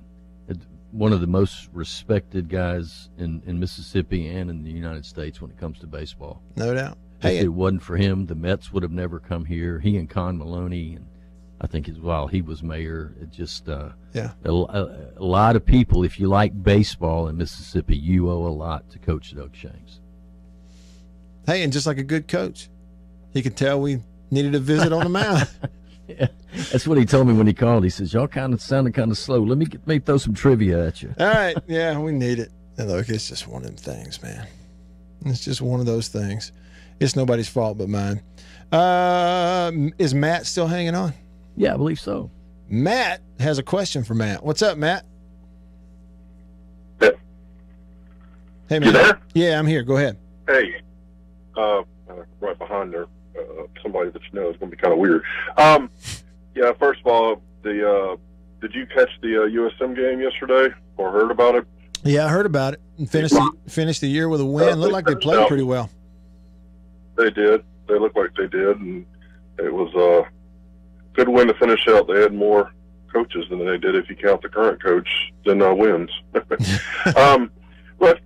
you, the previous texter, I guess it was, said something about, you know, being a true fan or something of that nature, and you didn't really comment on it. You know, to me, a fan is somebody who is, you know, is a fan of a program or whatever, Saints, whoever.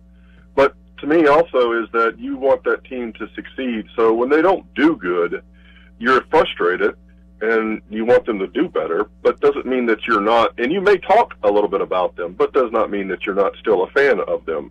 It just means you want them to do better. You expect them to do better. Just like I'm a USM person, and you know they didn't have a good season. They finished out strong, but to me, it's just you want them to do better, and that's what the frustration comes in, I believe. But to downgrade this, you know, somebody to a team or something like that, to me is not necessarily a fan to say that you're a fan of that team. So anyway, that was just my comment. Yeah. You know what, Matt? It's really interesting. It's like this whole industry, whether it's, you know, the television industry, radio shows, talk radio shows, you know, we tap into this unbridled passion that you and I and we all have for our teams and for our sports. And then probably we all at this very same time realize that our unbridled passion sometimes is a little too much or a little out of place, or we have to step back and get a little perspective, you know, but yet we all we still all kind of tap into it in one way or the other. It's just, it's interesting what we do sometimes as people. Matt, I appreciate your call and thanks for hanging on. Thank you. Yeah, call anytime. Yeah, it'd be great if you could fill your stadium and win or lose after screaming and yelling to try to help the team win. Every single person just emotionally unattached, got in their car, went home and focused on more important things the rest of the week. It'd be great, wouldn't it? Would it? I'm Matt in the Farm Bureau studio. Stick around. Motorcycle. Oh, the open road. There's a game on the back that's lots of fun to do. All of the kids in the neighborhood say Tootsie Roll Pops are triple good. Triple good. You'll love Tootsie Roll Pops. Hi, I'm Mike Wallace with a sensational shortening discovery for better baking and frying. It's Procter & Gamble's Golden Fluffo, the first all-new shortening in 40 years. It's rich.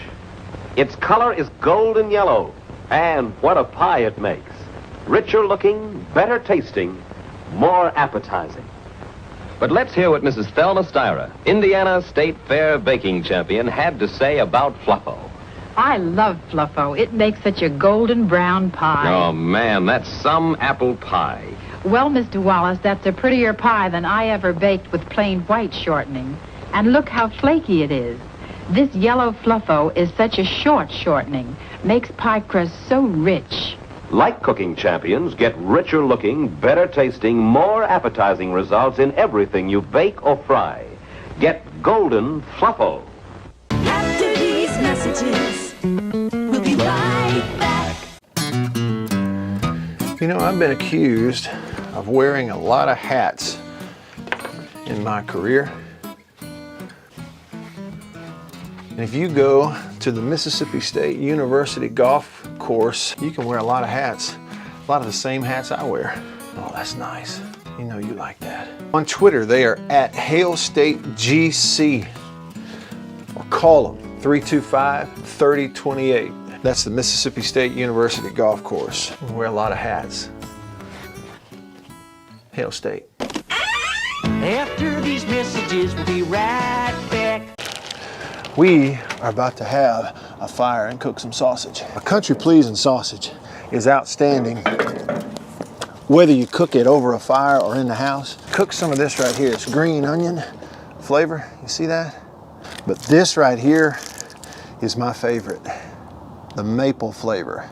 And this is great for breakfast. It's awesome cooking it in the house because it makes the whole house smell good. Oh yeah. Let's eat country pleasing sausage, the best, hands down. If you go to countrypleasing.com, you can actually order this and deliver it to your house. Country pleasing sausage, hands down, the best. Trust me.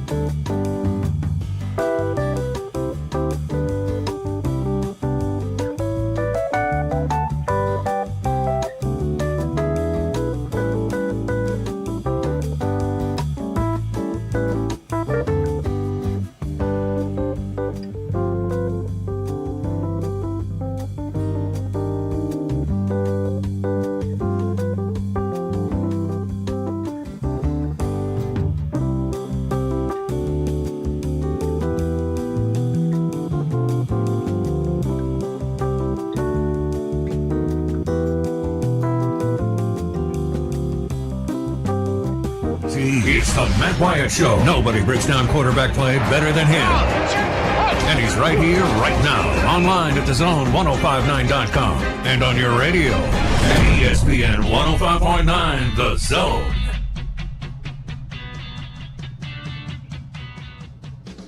All right, back with you. We are 1 week into the new setup here for the live stream on the show. So I would love to know what your experience has been. Have you had any issues? Do you like it? Do you notice anything that's different, that's not as good as it used to be? You know, all that kind of stuff. Let me know. I'd love to know your feedback. As long as it's working fine, we're good. But new setup this week, 1 week into it. On my end, it has seemed to go pretty well. And I'm getting all your comments. You seeing it okay? Yeah, I watched it last week and this week until I could get back in here and be a part of the show. Yeah, I like the new camera angles. Okay, good. Yeah, good. I especially liked when you were explaining to HQ how she could come in and you wouldn't turn the camera on. Well, I was like, I won't turn it on. And she, look, it was one of those. She didn't trust you, man. See, she was going to come in yesterday and be on camera. But she had stuff going on and got her routine got pushed back, so she wasn't completely made up the way she wanted to be. Oh, look, man. So she came in, and I had it set up in case she was going to be on camera. She's just going to sit down. I would never pop her up on the live stream where people could see her and not where she wouldn't be aware of it and know what was going on. Well, she sat down. But because that camera over there does have a monitor that you can see what's in it, she looked up and saw herself. She thought she was on it. Freaked out. Started reaching for it, and there's this camera arm that holds it. She's trying to bend it and twist. Get this camera off me. I was like, whoa, whoa, whoa, whoa, whoa. She was going back to her days as that news anchor. Absolutely. No question about it. That girl. She drove many a mornings up there to WTVA at like 4 a.m, getting ready to host the morning show. Driving on the trace and like putting on makeup all at the same time. That's what you call multi-talented. Hairspray. Multitasking.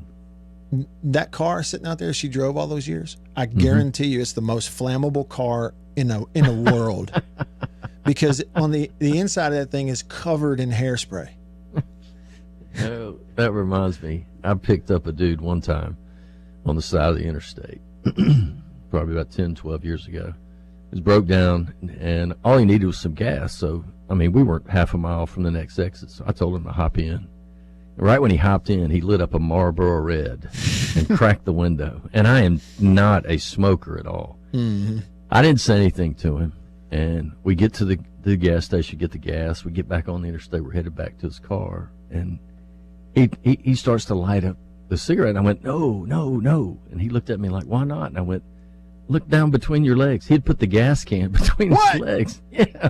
And was fixing to fire up a cigarette. Lord have mercy. I said, hey, pal, you can fire that up once we get to your car. And you know what he did? While he was putting the gas in, he lit him a cigarette. And I just waved bye-bye. Golly. I'm telling you. Well, you had guts, but it's sitting over a gas can. Yeah.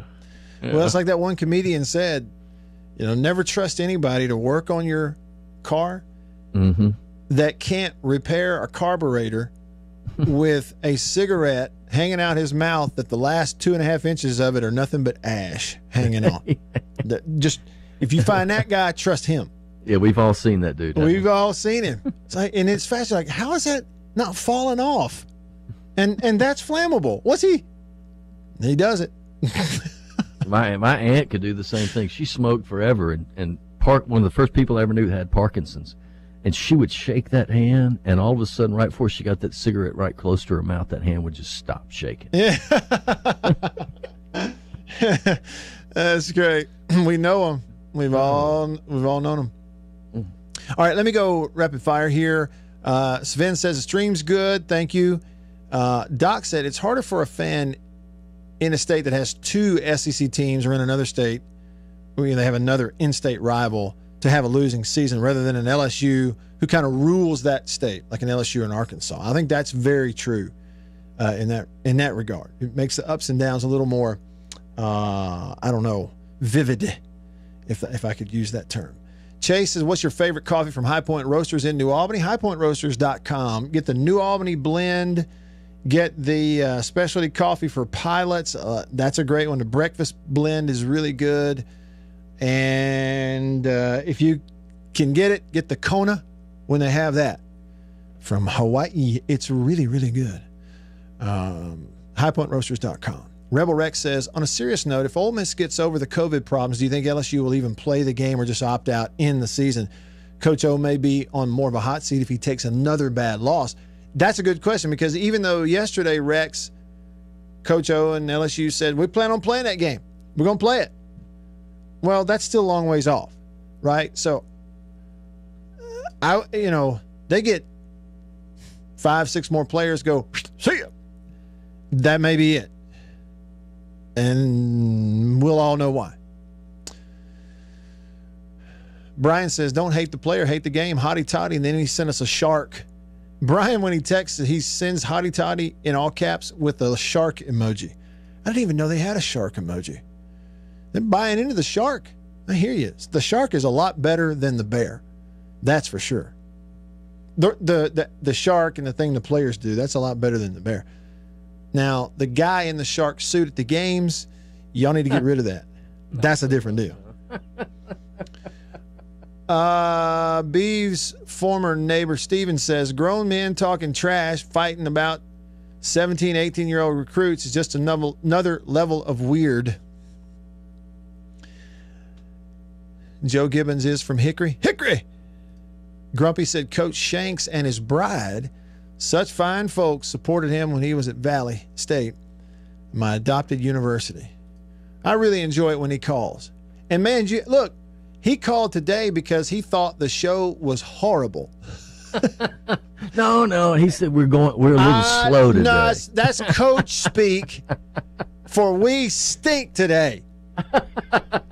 If he was doing a press conference after a game, what would he say? He wouldn't say we stunk. We were hard. He would go, well, we were a little slow. We didn't quite have the fire. We know. That's what he said about us, to be kind. And that means in his head, he thinks, man, this show stinks. I've got to call them. It's like my pitcher can't hit the broadside of a barn. I got to go to the mound. Coach, I get it. Sometimes we need coaching. And I am coachable. If nothing else, I am coachable. Rich from Morville says, Matt, if fans were as emotionally unattached as you just described, you probably wouldn't have as many listeners to your radio show. Just a thought. You're exactly right, Rich. You're from Morville. You aren't even listening on the radio. You're tuned in online somewhere, which I love. You're exactly right. That's what I'm saying. Would it be better? I'm just saying, for your emotional state, you ought to do what I do. I go to a game. Of course, I'm on the radio. I don't yell and scream, but I really want State to win. I'm invested. But, man, when I walk out of there, I probably don't think about it for another 48 hours until I'm on the radio with you. We can't all do that. I get it. Look at here, JB. Your man, Super Lurch, is on the text line. These guys, I love them, but flattery will get you everywhere. Super Lurch and Uncle Buck thinks JB needs to be a bigger part of the show today. I agree. They're kind. Well, but here's the thing about it, Super Lurch. It ain't like we're in the same room. I can't reach over there and turn his microphone off. He can sing you a song and preach to you, whatever JB wants to do. I give him the floor. I think that's called the Matt Wyatt Show for a reason. I'm just saying. Well, what we are finding out today is there's some people out here who are sick and tired of the Matt Wyatt Show. Okay, Coach Shanks and Super Lurch and Uncle Buck are sick and tired of the Matt Wyatt Show. I'm kind of sick and tired of it too. Well, you fixing to get a couple days off.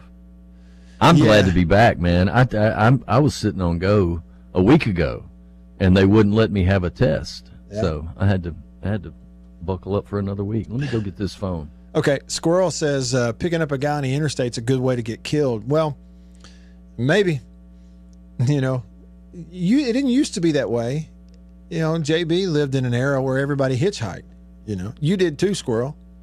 I've seen your picture. Jason in Flagstaff says, no big deal. Dad used to smoke constantly. He washed his hands with gas.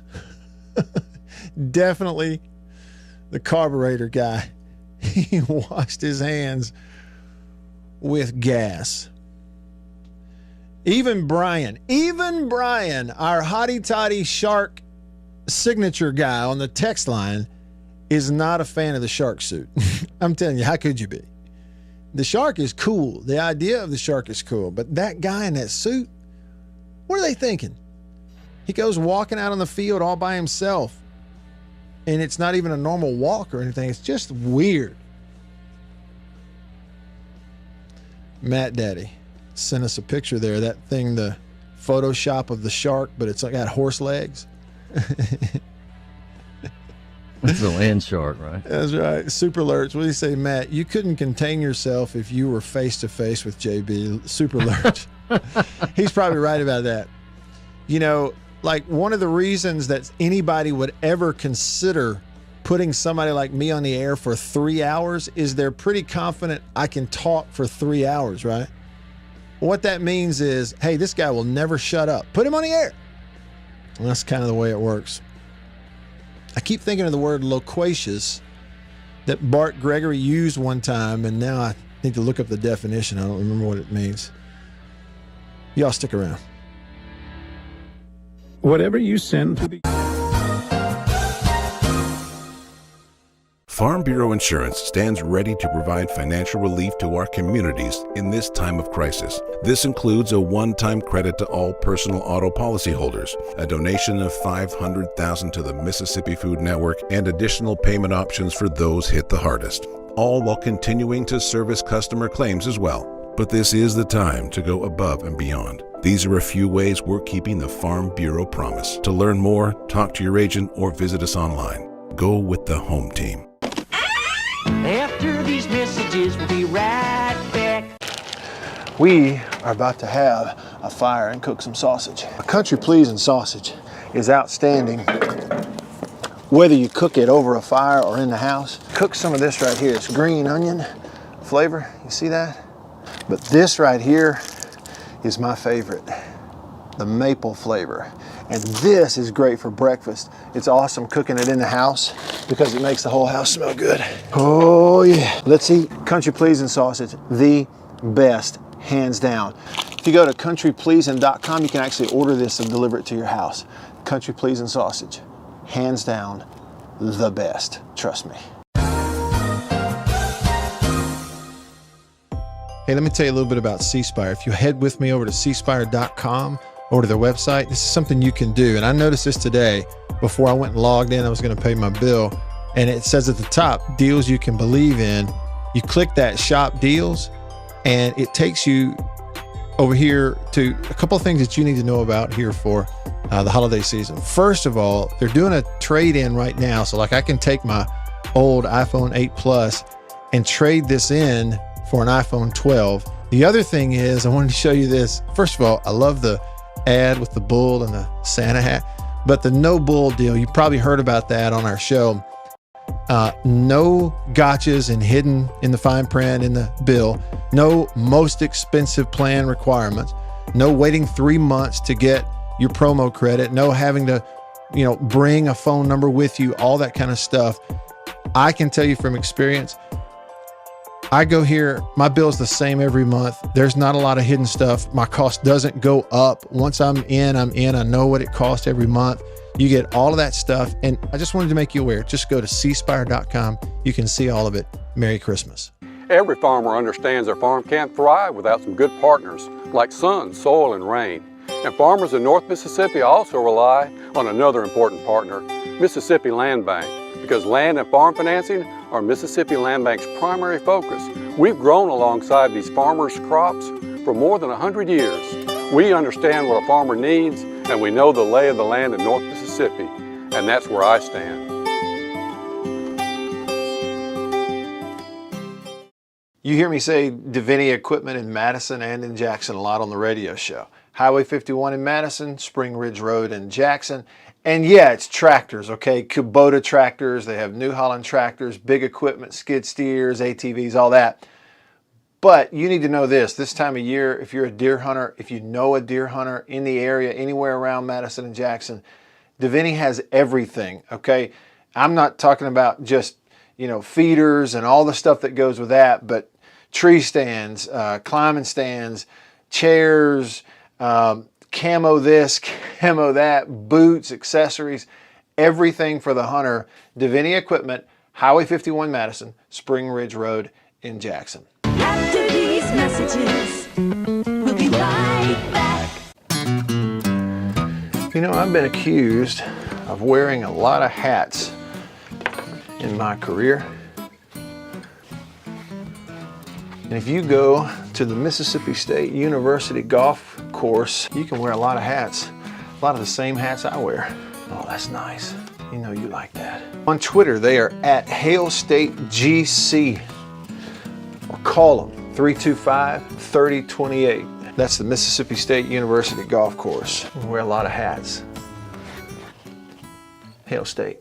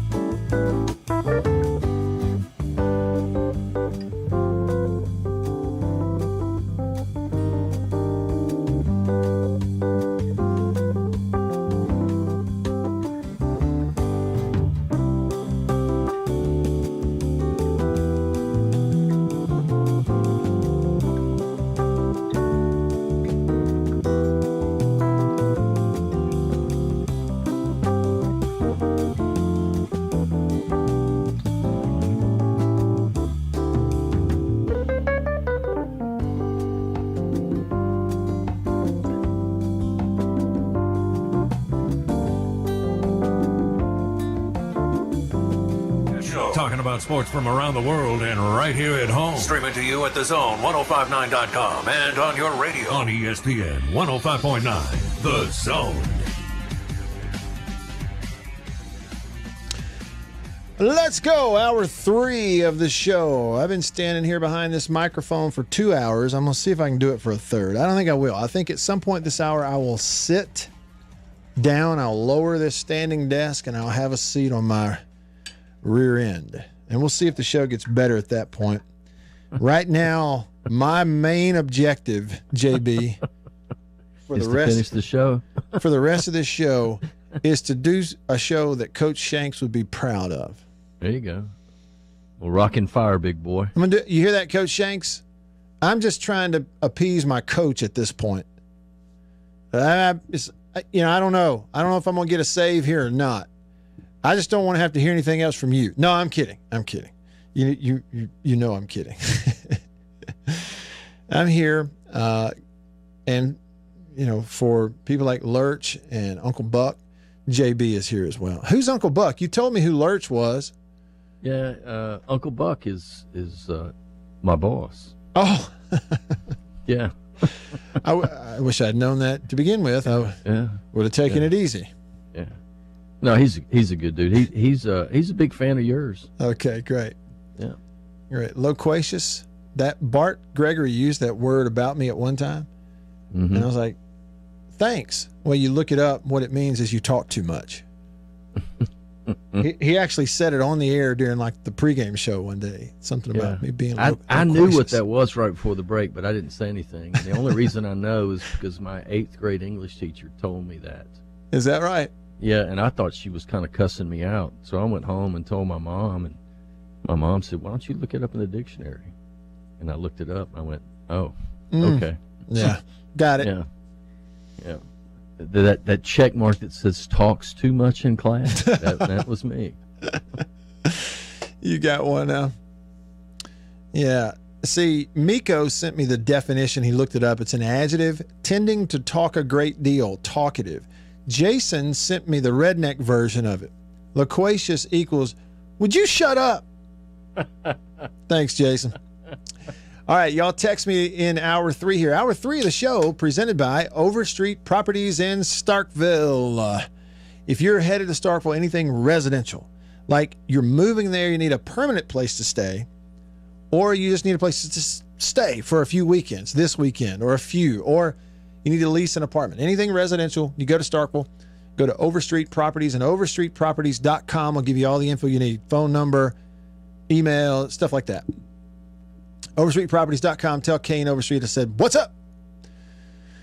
You can text me on the Country Please and Text 885-ESPN or call me on the Davini phone 995-1059. Judy hanging on. What's up, Judy? Judy. Judy, are you there? All 3 of me, yes. Yep. Okay, good. What's up? Yep. I'm here. It's like I told him.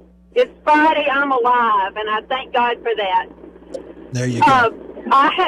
I want to say 2 things. One about my mom, who is 88 now.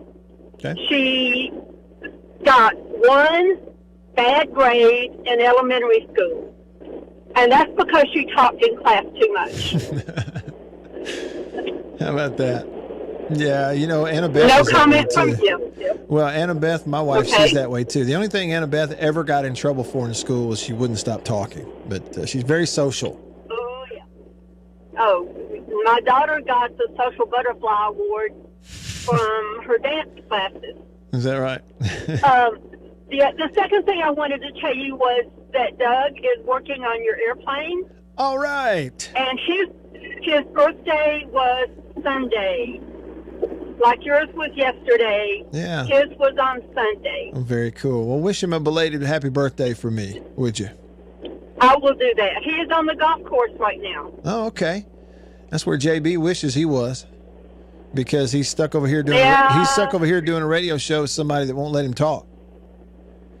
Oh well, I'm so sorry, JB. Y'all have a great weekend. Hail State and go Dogs. Hail State. Thanks, Judy. So, JB, you got the Talks Too Much award when you were a kid. Oh, I got my butt paddled many, many times at junior high, even up through 10th grade because I wouldn't shut up. Isn't that something? Yeah. See, I didn't think I was that way. My sister just commented, however, my sister Beth just commented on the live stream. Mm-hmm.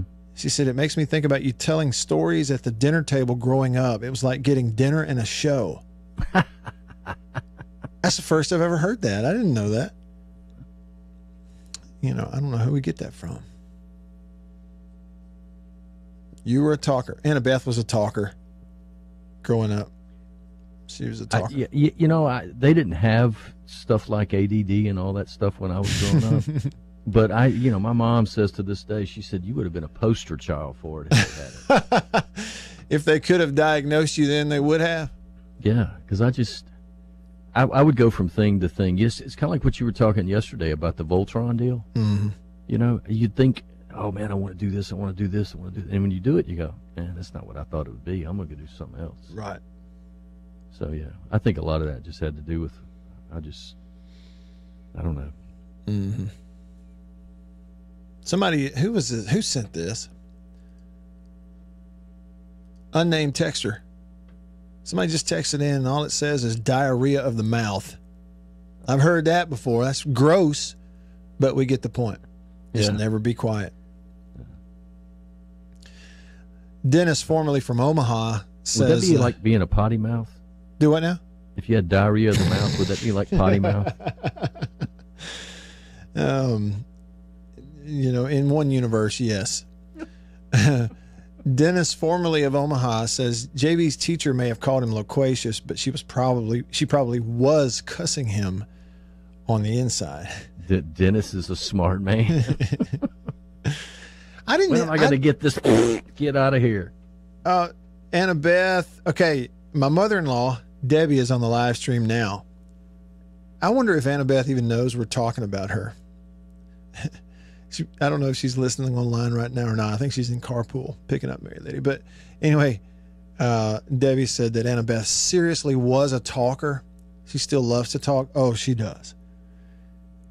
And she says, Debbie, you say that y'all used to stay up late night talking, and she's told me about that.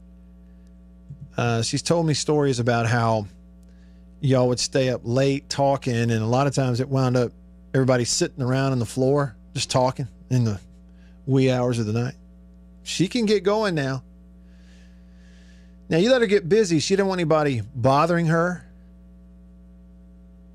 There's no getting into her radar if she's busy. She's got things to focus on. It's like, get out of here. But she don't care what you've got going on. If she needs to talk to you, she's going to talk to you. And she's going to get your attention. And she can ask questions too. She can really ask them. We have a lot of times where I'll go, okay, time out. Which question you want me to answer first? Because there were 5 of them in there. You know, we get that a lot also. JB was a talker growing up. Not a troublemaker, but a talker with ADD. An undiagnosed case of ADD. Annabeth was just very social, very nice, very concerned with everybody around her, very much a talker. I was not a talker. I got in trouble for a lot of different things, but not a bad kid, not a troublemaker, not a bad kid. Only a few fights and stuff growing up. Not a motor mouth. Didn't do, actually as a kid, like in public stuff, didn't do a whole lot of talking. My thing, JB, as a kid growing up was, and I think this has always carried over for me a little bit, and it has carried over into, radio stuff in my radio career. But as a kid, I always felt like it was my responsibility to set everybody straight. When I saw injustice, it was my duty to step in. And that went for everybody. So I had a stretch there of, probably in the 10 to 11 to 12-year-old range where I decided, even adults, even teachers, if they weren't doing something right, or if they were treating somebody unfairly, I was going to point it out. And we'd just go toe to toe and let the chips fall. And that got my rear end paddled over and over and over. That's not a bad reason to get your butt tattooed. No. You know, standing up for the little guy. Yeah. Standing up for people that, you know, can't take care of themselves. One of the more famous ones in our family, I think it was 5th grade, so that age is what we're talking about. And I had a teacher who, she pulled a lot of stunts, okay? And it was unfair. And so one day on the way to school, I asked my dad, I said, you know, what does the word prejudice mean? What does that mean? And he tells me what it means. So I go to school, walk in, get everybody's attention. I called her name. I said, let me tell you something. No, you didn't. I said, you are prejudiced for the girls in this class and against the boys in this class. And I could feel it behind me as I made that statement. I could feel the little girls giggling because they knew what was going to happen, and the boys in my class going, yes, tell her. Go, Matt, go. Yeah, because we had a couple of days of this deal where our teacher, she would leave the room and she would appoint one of the girls in our class to take names if anyone talked. She'd appoint them. And just to prove a point, we'd talked about it. Guys, when they do that, y'all don't say a word. Watch what happens. Don't say a word. The boys in our class were dead silent. Dead silent. We wouldn't even move. Little girls would actually talk, and this girl would not write their names down, not take the names. She would intentionally lie about it and put a boy's name on the board. And the teacher would come in, and she would, you know, direct the whole thing and say, you know, so-and-so, you're going to sit out for this, whatever. At one point, we said, that's not true. She lied about it. She turns to the girl and says, did Jamie talk? The little girl goes, uh-huh. That was it. Believed him. Just believed him just like that. We had that enough. Well, so I confronted the situation, right? Well, I got... It's like Henry Kissinger. Uh-huh. Buddy. I'm trying to be a peacemaker. Come in throwing guns. I'm talking about. And so it was, you talk about blowing up on me. She blew up. I go out in the hall. The principal of my school was a guy named Joe Pride, who was our neighbor, lived right across the street from us. Oh, that's never good. Yeah. She got the teacher from the classroom next door. She came out there to watch me while Miss, I won't say her name, went stomping up the hallway of this old school. They don't even use that old school building anymore. It was College Avenue Elementary in Russellville, Alabama. Here comes Mr. Pride. He says, all right, I'm going to talk to you a minute, but I've already called your dad. He's on his way up here. Okay, and this is about the 5th time that Mr. Pride's had to confront me, right? 1 year ago yesterday, I got to see Mr. Pride for the first time in a long time. I went to Russellville and got to see some of those folks. But anyway, yeah. So just so people will know this story, this is taking place around 1986, 87. That's about right, yeah. Yeah. Dad comes up. It's a big old paddling and a talking to. I had to walk up in front of the class, you know, and apologize. Even though I and every member of that class and my teacher knew I was right. But it is what it is when you're that age. I didn't, and truthfully, you shouldn't do that as a kid. You know, the adults are the adults. So you accepted martyrdom at an early age. I sort of did. I was proud of my sore rear end that day. I really was. I sure was. And to hear my dad tell the story, he would tell you that as he drove back up to the school, he's thinking, he asked me what prejudice meant and went right in there and called his teacher prejudice. You know, so. You got to, yeah, that's pretty good. Well, let me just tell you what, though. What I described happened. Yeah. Okay? There you go. Favoritism. Mm-hmm. Girls never got in trouble. Mm-hmm. And boys always did. I can remember the girl that always took everybody's names in 6th grade. Yeah. And as soon as the teacher would walk out, she would put my name on the board. And I hadn't even said a word yet. and that would just send me off the rails. I bet. What we need is honesty and a fair playing field. Okay, a level playing field. Speaking of, let me turn this back to sports for you real quick, JB. All right. Speaking of, Pete Thamel tweeted just a little bit ago, Coastal Carolina is working toward a 7-year contract extension with head coach Jamie Chadwell. The deal includes a holistic program improvements as well as a significant raise for Chadwell. So my question was this, and I voiced it on Twitter. If it doesn't include a guarantee of an extended college football playoff, expanded playoff, what's the purpose? Coastal, nor any other group of 5, has any shot whatsoever at inclusion. They could win 30 straight, doesn't matter, no shot. So what are they playing for? So if I ask you a really simple question, and this is rhetorical when I say you, so everybody feel free to chime in. What is Coastal Carolina playing for? What are they playing for? Somebody tell me. Anybody know? The last name of your 5th grade principal. What? Pride. Pride. Okay. Playing for pride. Okay. I get it. If you're a player at Coastal Carolina, wouldn't you prefer, even if they tell you, okay, listen, it's not the college football playoff with Alabama and Oklahoma. Okay, it's not. But you're going to be involved in a 16-team playoff at the group of 5 level, and if you win the whole thing, you're the national champion. Wouldn't the players at Coastal Carolina rather have that? Well, the answer is yes. I guarantee you they would.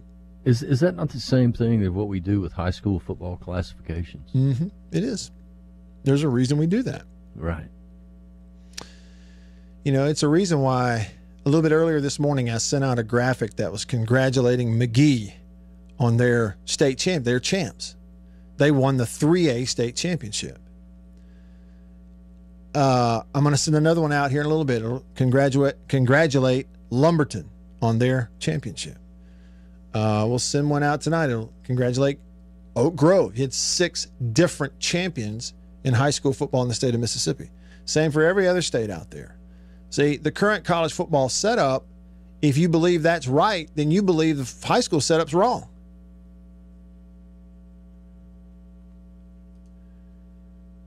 Really? All right, let me get into some of these texts that came in here over the last 10 minutes. There's a few. We'll start with Bama Fan. Country Pleasing text line, 885 ESPN. Bama Fan says, that was easy for LSU to take a bowl ban this year. They're having a terrible year. LSU should take a 2-year ban and reduce scholarships. Sounds a little like the Ole Miss situation a few years back. And he says it's all about beating Alabama. You know, people have gotten ahead of themselves trying to catch Alabama, haven't they? Trying to compete and catch Alabama, especially in that Western Division. That's now 2 schools. The only one, you know, that's 2 schools, examples, LSU and Ole Miss, that have gotten themselves in some trouble and gotten sanctions, reduced scholarships, and they've gotten in trouble, kind of set themselves back a little bit because of, you know, to the point of breathlessness chasing Alabama. Well, you know, one of those 2, it worked out for them because they got a national championship out of it. That's LSU. Right? So I think there's a little truth in that. Now, about the bowl thing, so LSU say it's easy for LSU to take themselves out of a bowl game this year. Should teams go play in bowl games this year? What's your opinion on that?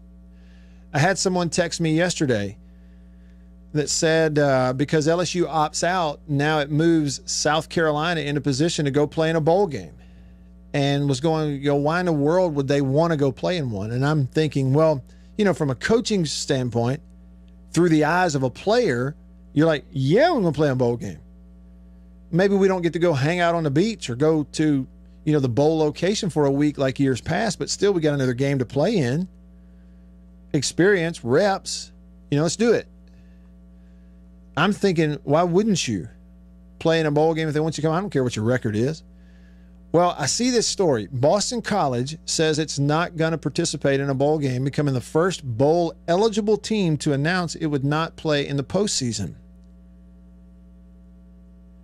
AD Pat Kraft, Coach Jeff Hafley said the decision was made as a team after getting significant player input. Maybe I'm wrong. Yeah, but, well, they've been on, I read this article yesterday after our show, and they've been on campus since the 1st of June and have not left. So I think some of them are just ready to go home. Just fatigued with the whole deal. I don't know. Here's what it says in the story, JB. Well, that makes a lot of sense, though, now, if they've been there since June. All right. It says they pointed to everything the players had to do to make it through a season during the coronavirus pandemic, including not being able to see friends and family after they returned to campus over the summer. That's different, isn't it? That's a lot different. They haven't seen friends or family since June. In addition, there were no guarantees that any bowl they would have been selected to play in would go on as scheduled.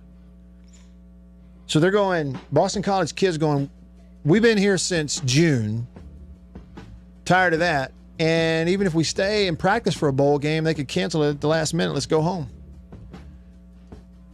I'm confused by this whole thing. Not 100% sure how I feel about not going to play in a game if they're willing to take you. Let me know what you think. We'll talk about it next in the Farm Bureau studio. Stick around.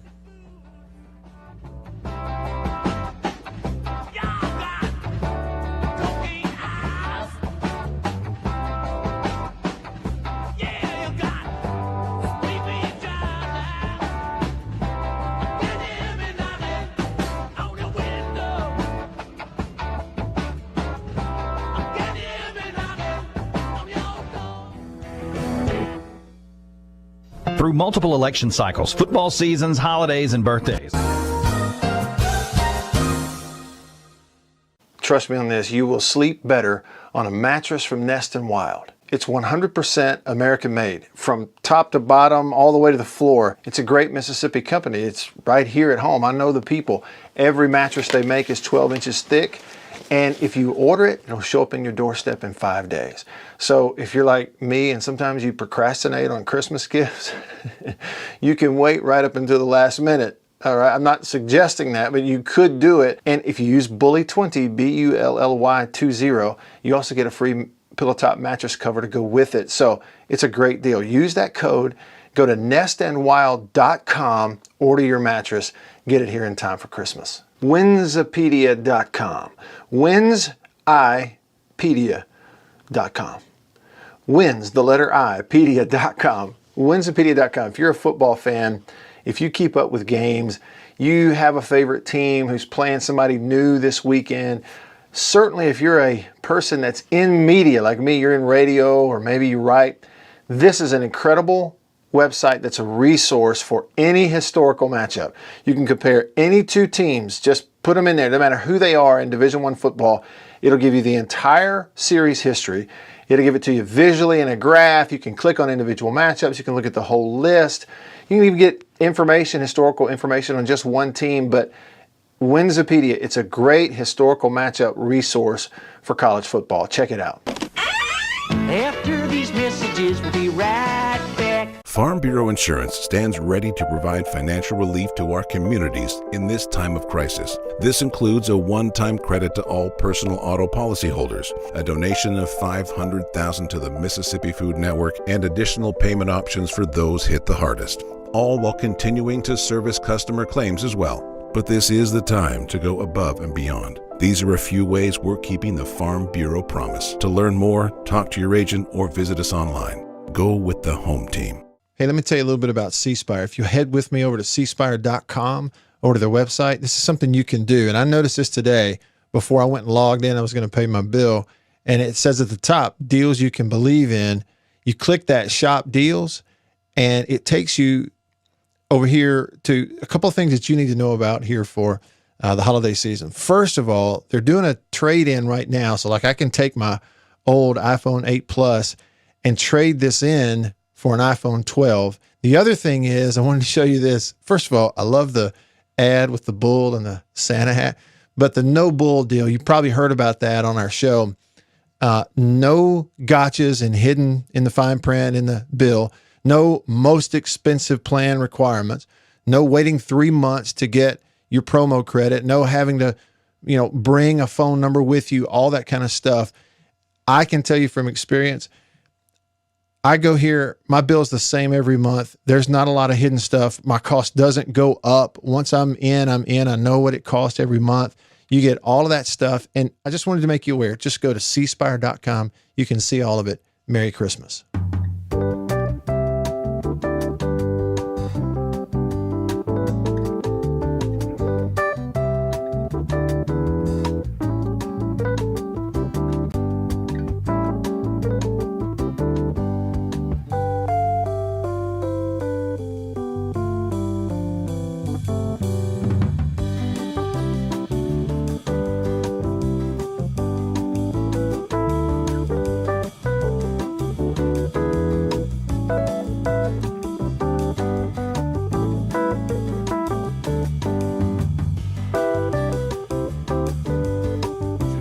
Okay, but he's right here, right now. Online at 1059.com and on your radio at ESPN 105.9, The Zone. All right, let's keep going here. Hour number 3 of the show. Presented by Overstreet Properties in Starkville, Stark Vegas, Starkville, however you choose to say it. Overstreet Properties, anything residential in Starkville, that's where you want to go. So check them out. Overstreetproperties.com. Find the contact info there. Tell Kane I said howdy. All right, so let's see where we are. The Coastal Carolina thing, Brian tweeted me. He said they really need to split off the group of 5 into another division like the FCS, and they play for their own championship. I mean, they basically are now, okay? They're excluded de facto. They just are, okay, excluded from the college football playoff stuff. They have no shot. They're not ever putting them in. I don't care. Coastal Carolina can win 85 games in a row. They're not putting them in the college football playoff. You can forget that. So they're basically split off anyway. You could still play regular season games together. Sure. Why not? You've had Division I scheduling, FCS anyhow. You can still do all that stuff. Money games, give them a check, hire their coaches, all that kind of stuff. It's just at the end of the year, make the bowl games that they go to more meaningful by making them part of a legit playoff for their level. It just makes total sense. Nobody can give you a reason why they wouldn't do that other than laziness. It is what it is. What else we have on that? Joshua said it's just creating a financial gain for the school. Talking about Coastal Carolina giving the coach a big raise. He said they're going to be paid a huge buyout from a big school when he's hired this year or next. And they're, in that regard, it may be true. Country Please and text line 885-ESPN or 885-3776. Unnamed texter says good bourbon is also known as the oil of conversation. See, and that's the thing about it. Maybe there's probably some people who they become better conversationalists once they drink alcohol, right? Get a little lubed up. Well, there's a fine line there, Matt. Well, there is a really fine line because it can go the other way real quick. But you know what, JB? Then there's those of us who the last thing we need is something to make us talk more. Oh, I know it. Right. Exactly. Sooner grad here, Oklahoma Sooner grad. People at Mississippi State have no idea how Leach at Texas Tech got under the skin of Les Miles, then Gundy, Snoop, Snyder, Briles, Mangino, and every other team in the conference. He beat everyone more than once, enough to make them develop a serious tick every time that game came on the schedule. He's a disruptor by nature. Interesting take from an Oklahoma Sooner. That's about a great Mike Leach. take, especially about Mike, I ate a baby Mangino. Mike Mangino. Oh, man, big round Mangino. He had it going there for a while at Kansas. Yeah, he did, but, man, Oklahoma made some bad hires in the 90s. Yeah. And then Stoops came along. And that was it. And all of a sudden, he steadied. Well, I started to say steadied the ship, but he steadied the covered wagon. That'd be more appropriate for Oklahoma, wouldn't it? The schooner. Ron Polk many years ago was roasting Jack Crystal at an event for charity. And he said, you know, Jack's ancestors came over here to this part of the country in a covered wagon. That's how long ago it was. He said, yeah, and if you'd seen him, you'd know why the wagon was covered. That's Ron Polk at his finest. Yes. Bama fan, you're right. It's about getting more reps, going to the bowl. That's the thing. The Boston College thing, they've been on campus kind of locked down since June, so maybe it's different for them than for others, but it just seems like you'd want to go play if they want you to play. DB on the text line says diarrhea of the mouth when you openly and repeatedly tell someone else's business that was told to you in confidence, and that information gets back to the person that spoke to you in confidence. Can't keep a secret, he says. Rich in Moorville, would you divide college classifications by number of students? Nah. That's what they do in high school, though, isn't it? White Denzel says, I wish the MHSA would do an overall football tournament, take the 6 champs, winner is crowned the best team in the state, like they used to do the round robin in basketball. Okay, 10 minutes. All right. Somebody said bring Coastal Carolina to the SEC. Be like that scene in Dumb and Dumber. Hey, those people need a ride? Well, pick them up. Jason in Flagstaff says, I don't know. I kind of think with everything going on, a bowl games canceling every other day, bowl games outside of the playoff may be a pipe dream, especially if this surge continues and there aren't any crowds. You may have a point there, Jason. We're talking about bowl games and all, and we may get down to it and they don't happen. But I have a feeling, just like some of the regular season games, TV wants it bad enough, and the games want the TV money bad enough. That sounds like a match made in heaven to me. Unnamed texter says Coastal Carolina will have to schedule and beat 2 SEC powerhouses, 1 Big Ten powerhouse, and maybe a Big 12 and ACC team to get into college football next year. That's the only way I can see them earning the college football committee respect. It ain't happening. They're not going to schedule them. They get good enough to win that many games. Those teams you mentioned, Big 10, ACC, Big 12, they're not going to schedule them.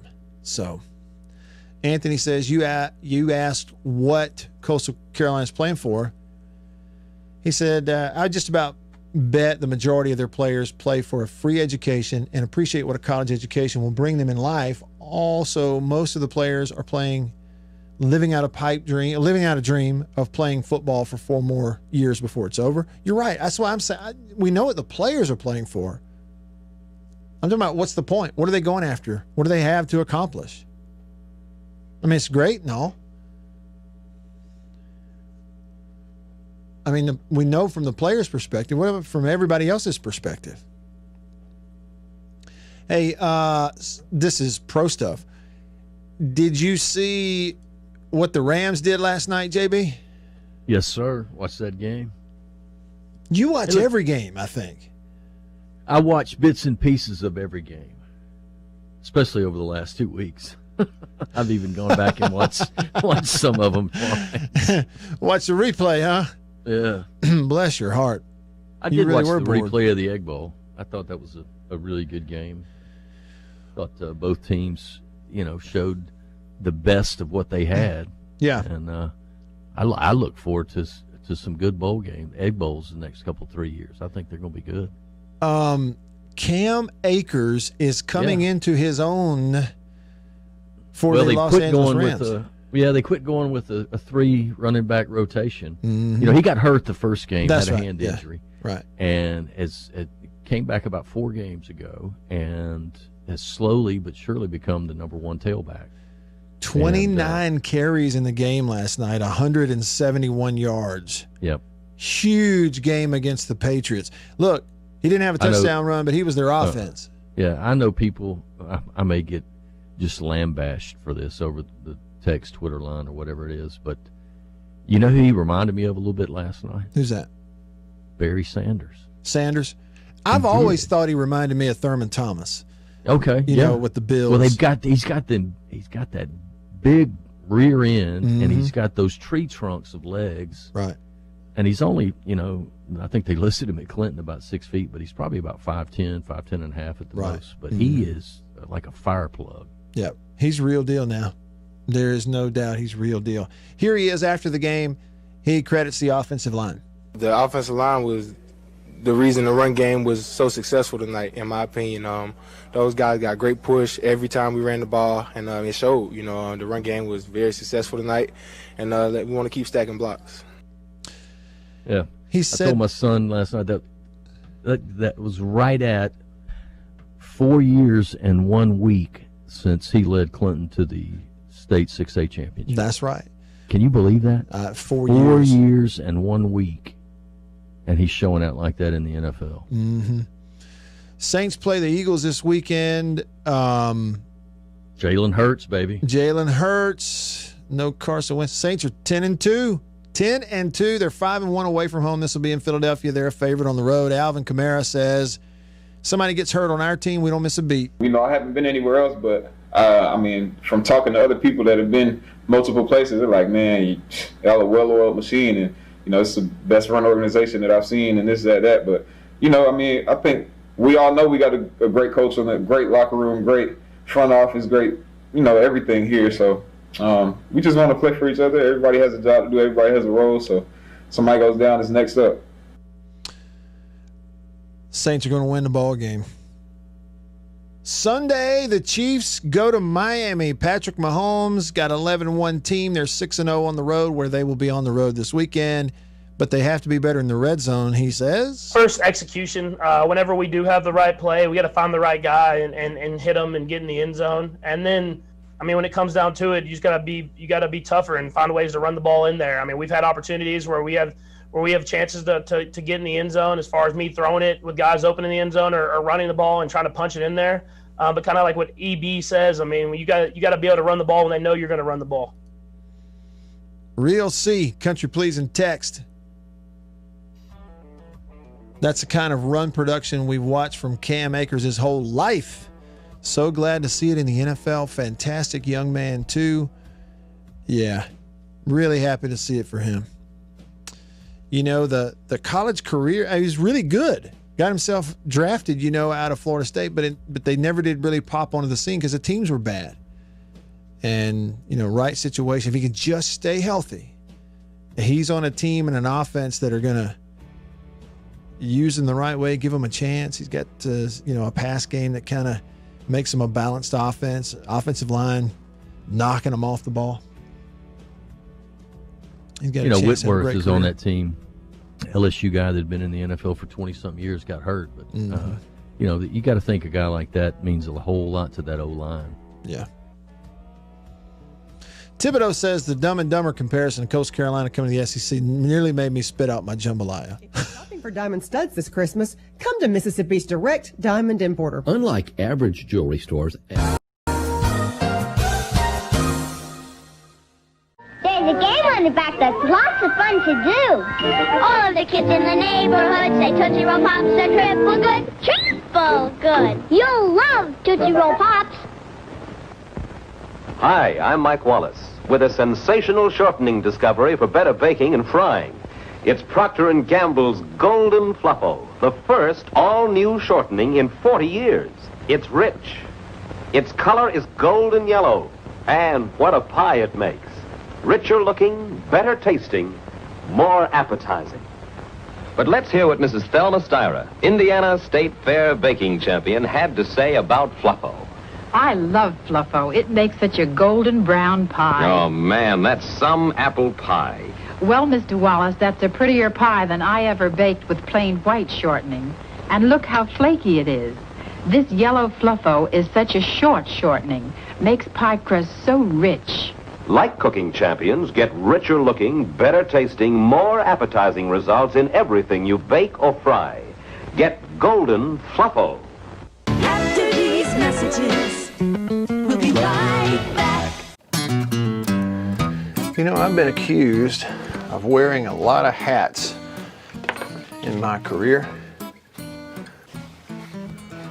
And if you go to the Mississippi State University golf course, you can wear a lot of hats, a lot of the same hats I wear.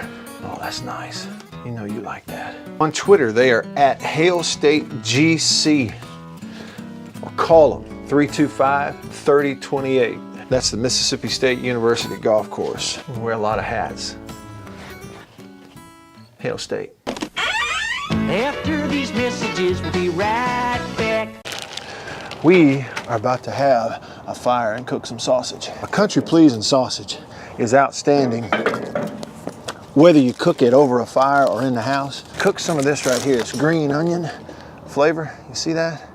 But this right here is my favorite, the maple flavor. And this is great for breakfast. It's awesome cooking it in the house because it makes the whole house smell good. Oh yeah. Let's eat country pleasing sausage, the best, hands down. If you go to countrypleasing.com, you can actually order this and deliver it to your house. Country pleasing sausage, hands down, the best. Trust me.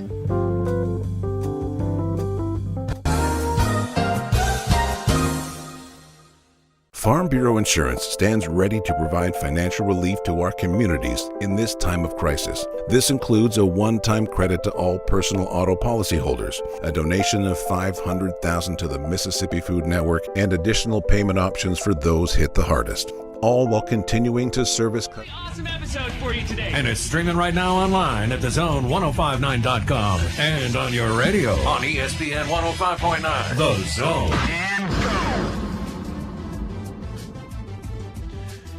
All right, about to wrap it up with you here, to wrap the week up, in fact. Last radio segment of the week for me. If you're tuning in live, you're going to get Jake Wimberly in the drive coming up in just a bit. He and Beav will take things from here at the top of the hour. But I got a few minutes left with you here at the end of the show. I said we were going to preview some games, but we kind of sort of did. We kind of sort of didn't. Just one of those days, but I've enjoyed the conversation here in the Farm Bureau studio. Farm Bureau, go! With the home team. Special guest is in the recliner in the studio. Her name, the one, the only, one of the folks who made my birthday yesterday a lot of fun. The Mary Liddy Wyatt is here. What's it like to have a round of applause? People clapping for you. Well, it's fun, isn't it? Yeah, it is fun. Okay, all right. I have a couple of things I want to go over with you. It's probably about the tree.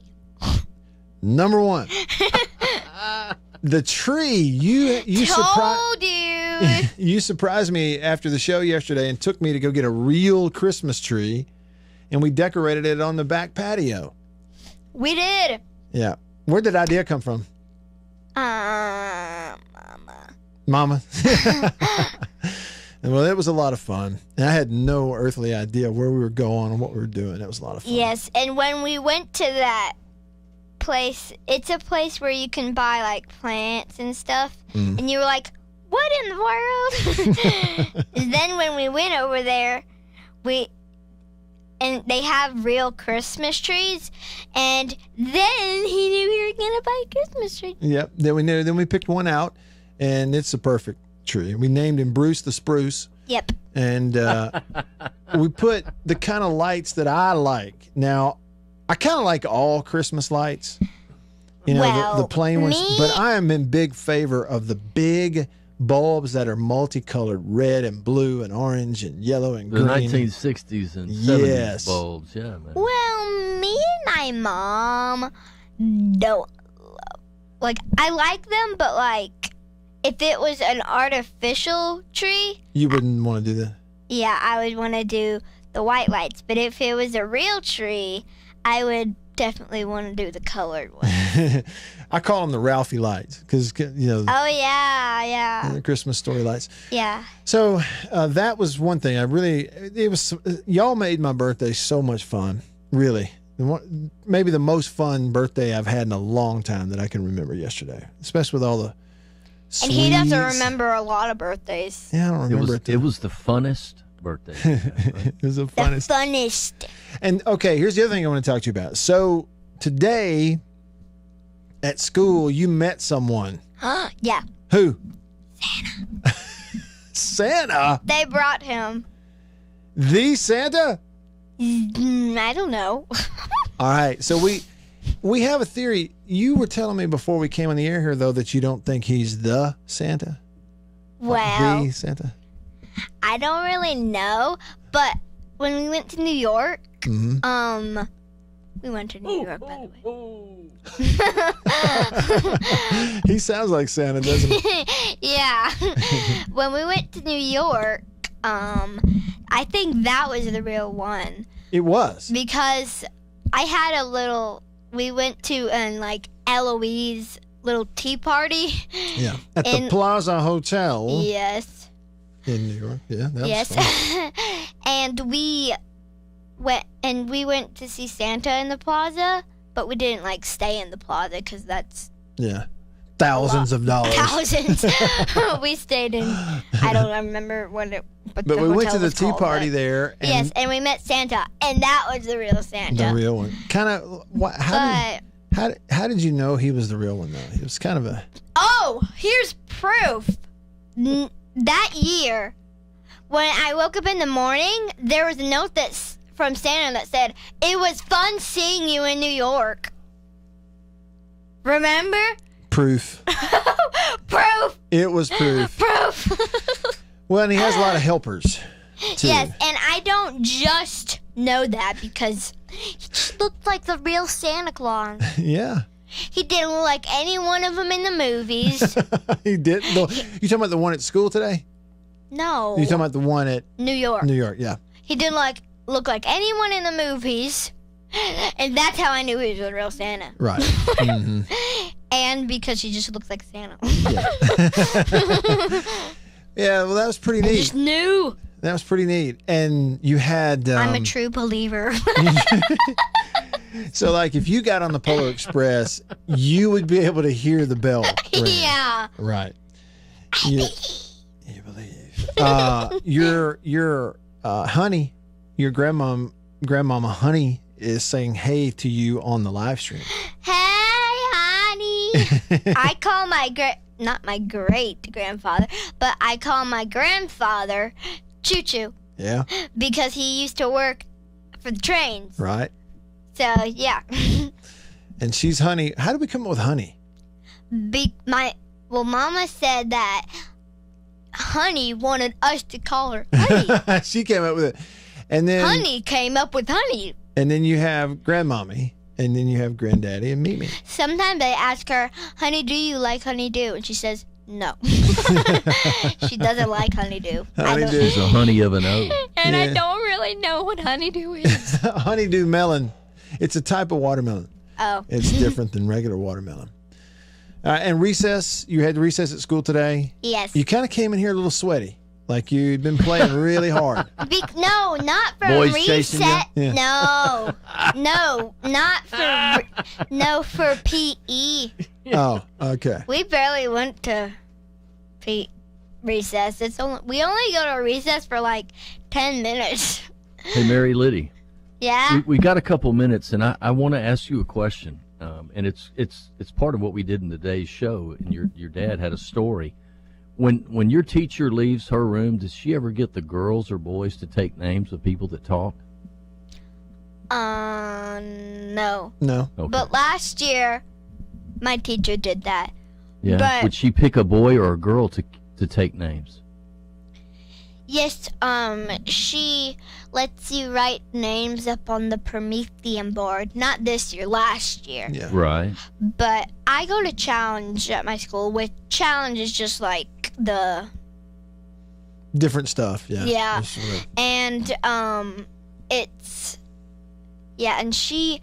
When we walk back, she asks someone to say, like, whoever talks, like, let me know, like, Mary Liddy or someone, If they talk. if they talk or, like, if they run or something. Who does she pick, though, to do that? Does she pick the same person to take No, names? she does someone different every week. Okay, well, good. So she spreads it around. And today, she chose me. Oh, really? So you had to take Yes. And I have a friend named Charlotte that she picked one time. She lives right down the street. Right. Mhm. And I think I've, like, told y'all about it before. Yeah. I think I've said something about her before. Right. But she lives, like, right there. Right. She's our neighbor across the JB, street. in fact, she and Charlotte, you know, they don't have phones. They had walkie-talkies now. And Charlotte, in her house down the street, would leave it on. And Mary Liddy, in her house here, she'd leave on the walkie-talkies. And they'd just pick them up, talk to each other every now and then. We did that when I was growing up, man. If you Yeah. didn't have a walkie-talkie, I mean, that was the coolest thing in the world. Mm-hmm. We were going to get a really long piece of string and put 2 cans, but we couldn't find enough string. Long enough. Yeah, long enough. Like, if we just get a big... Sing into my tin thing can. a big ball of yarn, it's still not going to be long enough. Okay, well, December the 11th, Mary Liddy, in 2 weeks. Look at me. In 2 weeks. Mm-hmm. Do you know what it is in 2 weeks from today? Well, in 1 week it's Christmas break, but in 2 weeks, That's right. In 2 weeks, what? Christmas? That's right. 2 weeks from today. I got to get my list done so I can mail it. Hold on a minute. You don't have your list done? No! Better get it in by tomorrow. He's coming in 2 weeks. Sometimes it takes a week at least for the mail to deliver a letter. This is not a laughing matter. This is not a laughing matter. We're in the middle of a pandemic. Exactly. Well, we're just going to have to hope that Santa has email. We're just going to do email instead of I'm going to send him a regular mail. text message. Mary Liddy, just get your list to me. I'll let Wait a him know. minute, JB, you don't know the real Santa. Do you know? My wife tells Are me you if we an don't elf? believe in the real Santa, then we don't get anything. Are you an elf? Tell the truth. I am an elf. He is an. So you're. Dun, dun, dun. You've been hired by Santa. He's a Santa spy. But he's too tall to be an elf. Yeah, he'd be like Buddy, wouldn't he? Yeah. He'd be like Buddy. Instead of Buddy the elf, he's JB the elf. There you Okay, go. so this weekend you're going to Starkville with me for the ball game. Yes. We're also going to watch a lot of Christmas movies this weekend. Real quick, real fast. What's Real your fast. number one Christmas movie? Home Alone. Home Alone. Which one? First one or second one in New York? Both. Both. Okay. Home And Alone. Buddy the elf. And Buddy. And Deck the Halls. Oh, so we're just And doing, Ralphie. okay. We're just doing all of them. And Christmas the Crank. Christmas Your with the dad's Crank. is Die Hard. No, it's not. And Arthur's Christmas. Arthur Christmas, very underrated. Yes. All right, well, we got to say bye-bye. And the Santa Claus. JB, have a great Okay, there weekend. we go. Appreciate you, man. Hey, it's good to be back. Great show today. Mary Thank Liddy, you. y'all have a great weekend. You too. All right, Mary Liddy, say it. Ready?